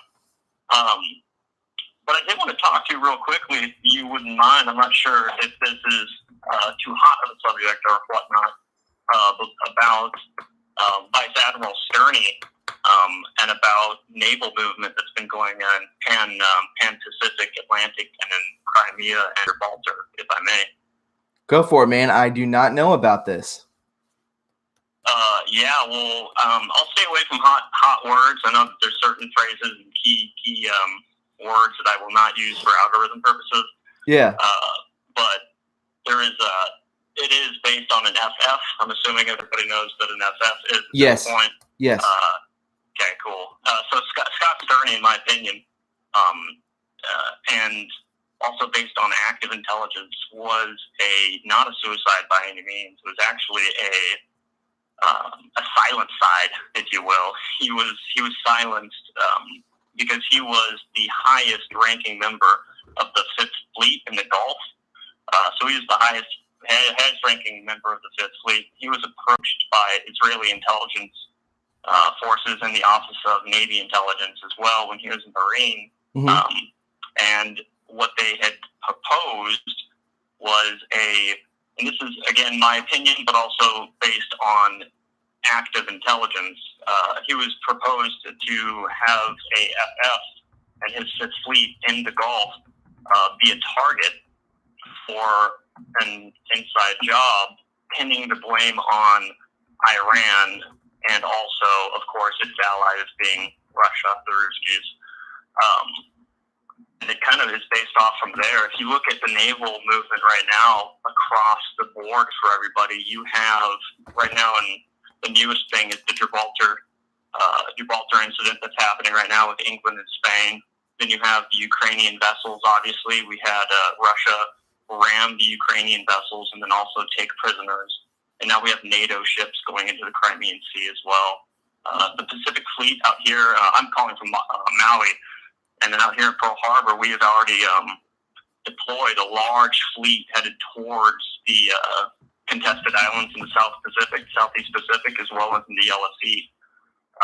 So it kind of looks like, again, in my humble opinion, and that's all it is, from an intelligence and military tactics standpoint, that we are maneuvering our naval fleets in such a way to have a quick offensive or defensive response once we trigger our own FF or inside job or whatever you call it. Mm-hmm. But there's pretty good information supporting that.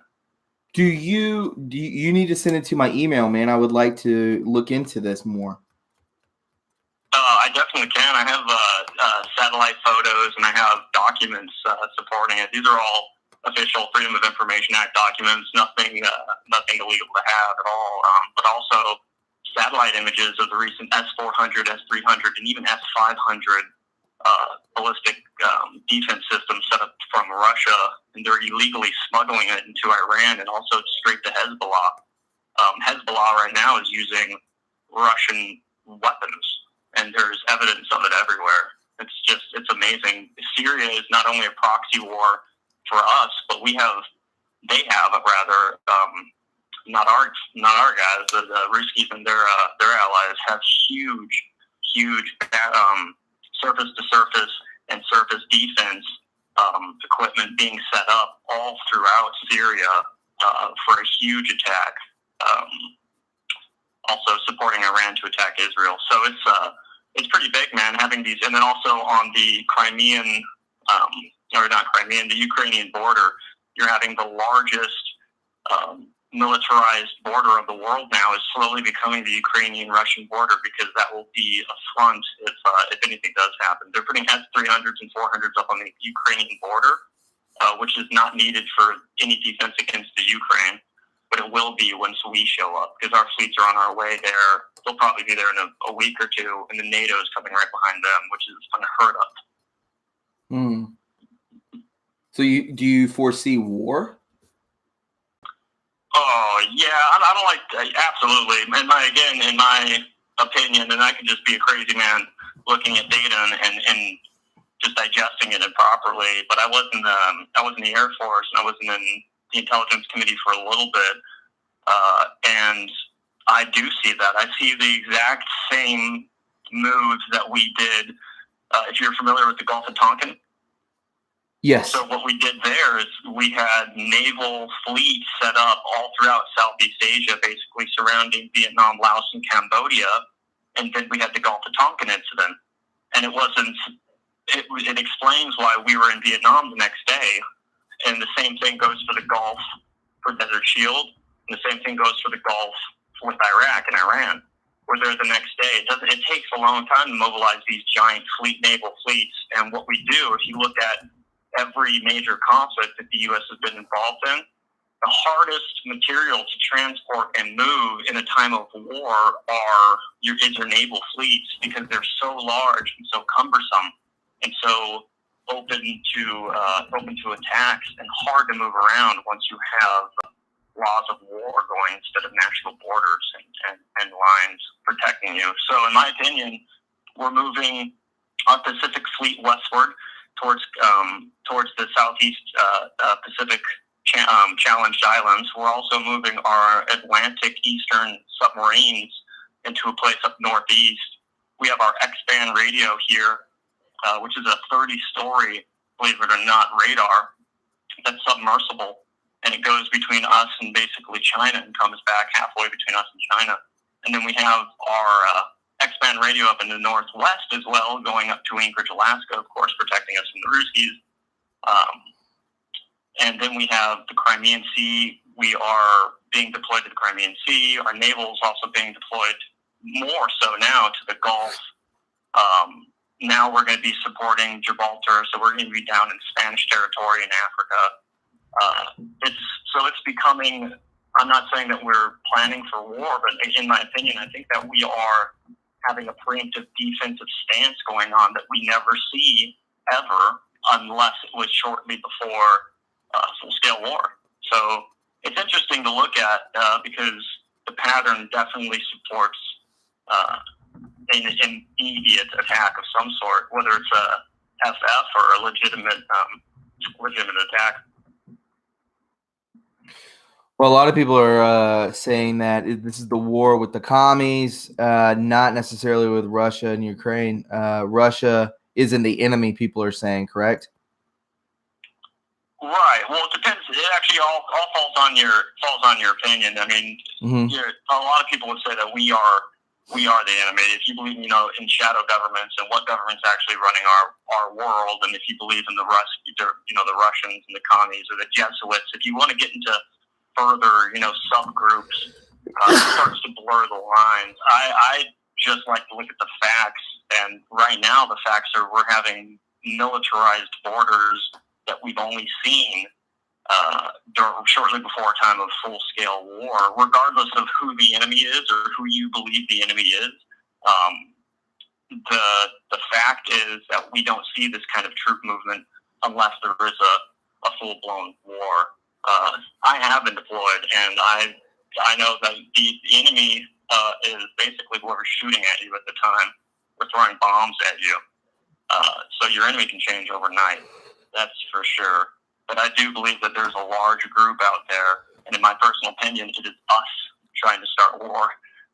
And again, in my opinion, Russia's just doing defensive moves, because they are basically privy to knowledge that we're trying to start a war, because we are being surpassed in almost every single way, from our fiat oil-based petrodollar being crushed by other people being able to trade with their currency now for oil.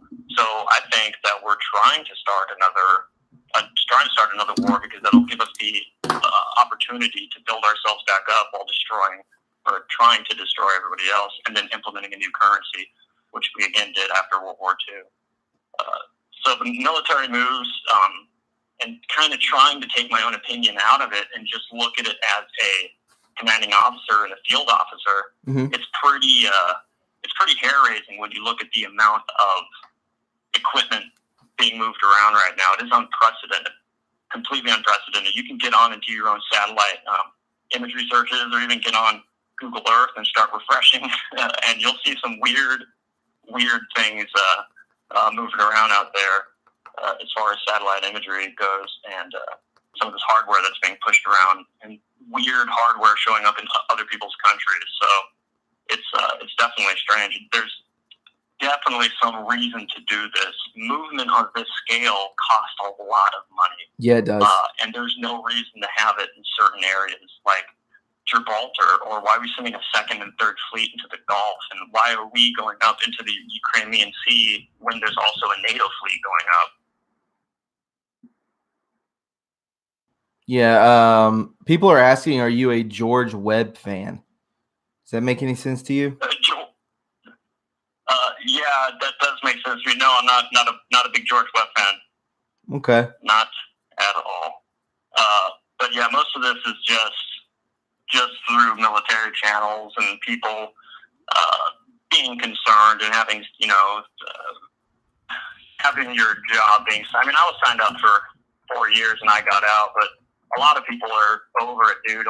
We have been at war for 17 years, and my life, I'm 29 years old. I think the majority of my life has been just overruled with combat and overruled with my brothers or my neighbors or someone dying or combat being shoved down our throat and violence in the movies and just propaganda just being shoved down our throat. And I'm over it. I'm over the violence. I'm over the war. And to tell you the truth, every single and people that are still enlisted, who didn't get injured and who went on to become officers and graduate or even NCOs, they're over it. We have a lot of people are over it, man. Even civilians, all the civilians are over it. Everyone's over it. Exactly, dude. It's tiring, man. It's definitely tiring. And if anybody does actually invade our country, it will kind of suck for them because we have the most experience with combat veterans spread across our nation. We have millions of them. We've been at war for 17 years, and like you said yourself, even civilians have this combat mentality and a war mentality, just to kind of just accept, okay, we're going to war again. So it's, in my opinion, it's just the least appropriate action for any kind of defense of the nation. But they're going to do it because they're saying their petro fiat dollar tank and they need to do something to destroy the lead that Russia and China's getting. Again, that's my opinion. The military movement is facts. Do you follow this channel, my friend? Oh yeah, brother. I try and every time you get a video up, I watch every live feed pretty much. What's your name again? Justin. My channel is Just and True, the simple and true, but yeah, Justin. Just and True. Yeah, man. I'm gonna check you out, dude. You on Twitter? No, not on Twitter. Just YouTube. Don't go to Facebook. Don't have a Twitter. I kind of quit all that a while ago. I heard you talk about your Twitter followers as opposed to your Facebook followers. So as opposed to your YouTube followers. So yeah, I'm actually getting on Twitter just to follow you and a couple other channels. To tell you the truth, you can get information extremely fast. Is what I've learned. Right. Yeah. That's definitely the reason I'm going to look into it. Honestly, I may just open it up just to follow you and, like I said, a couple other channels. Do it, man. That's what I do. I only follow about 100 people, and then those are my go-tos, and I just kind of shift or sift through it all and see who's legit, and then right. It's kind of trial and error. If I find out that I'm not liking what they're posting, I'll usually just kind of back off, get out of the picture. Oh yeah, totally. But I'll probably do it. It'll probably be tonight or the next couple of nights because I definitely see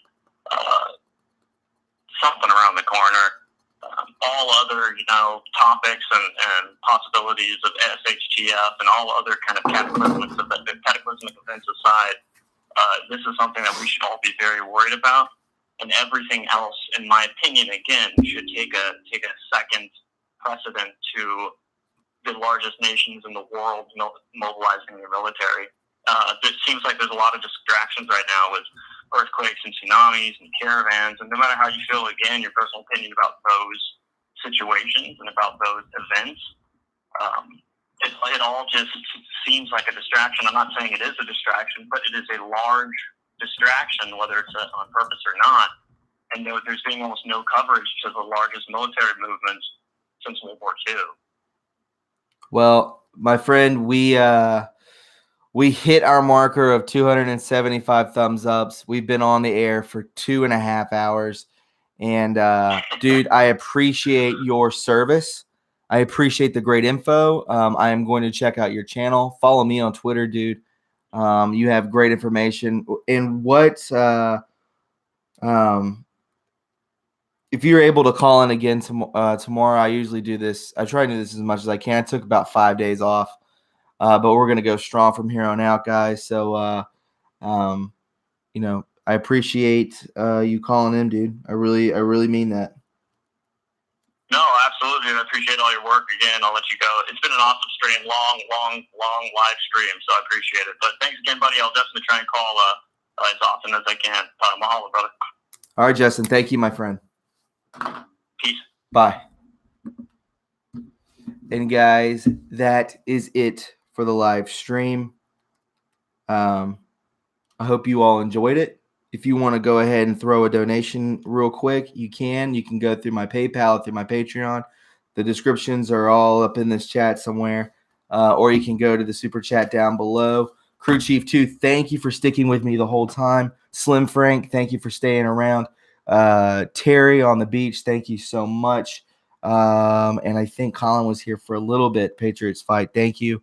276 thumbs up. Still have 100 people in here. Guys, we have sometimes 400, 500 people in here. Sometimes we have 100, 200.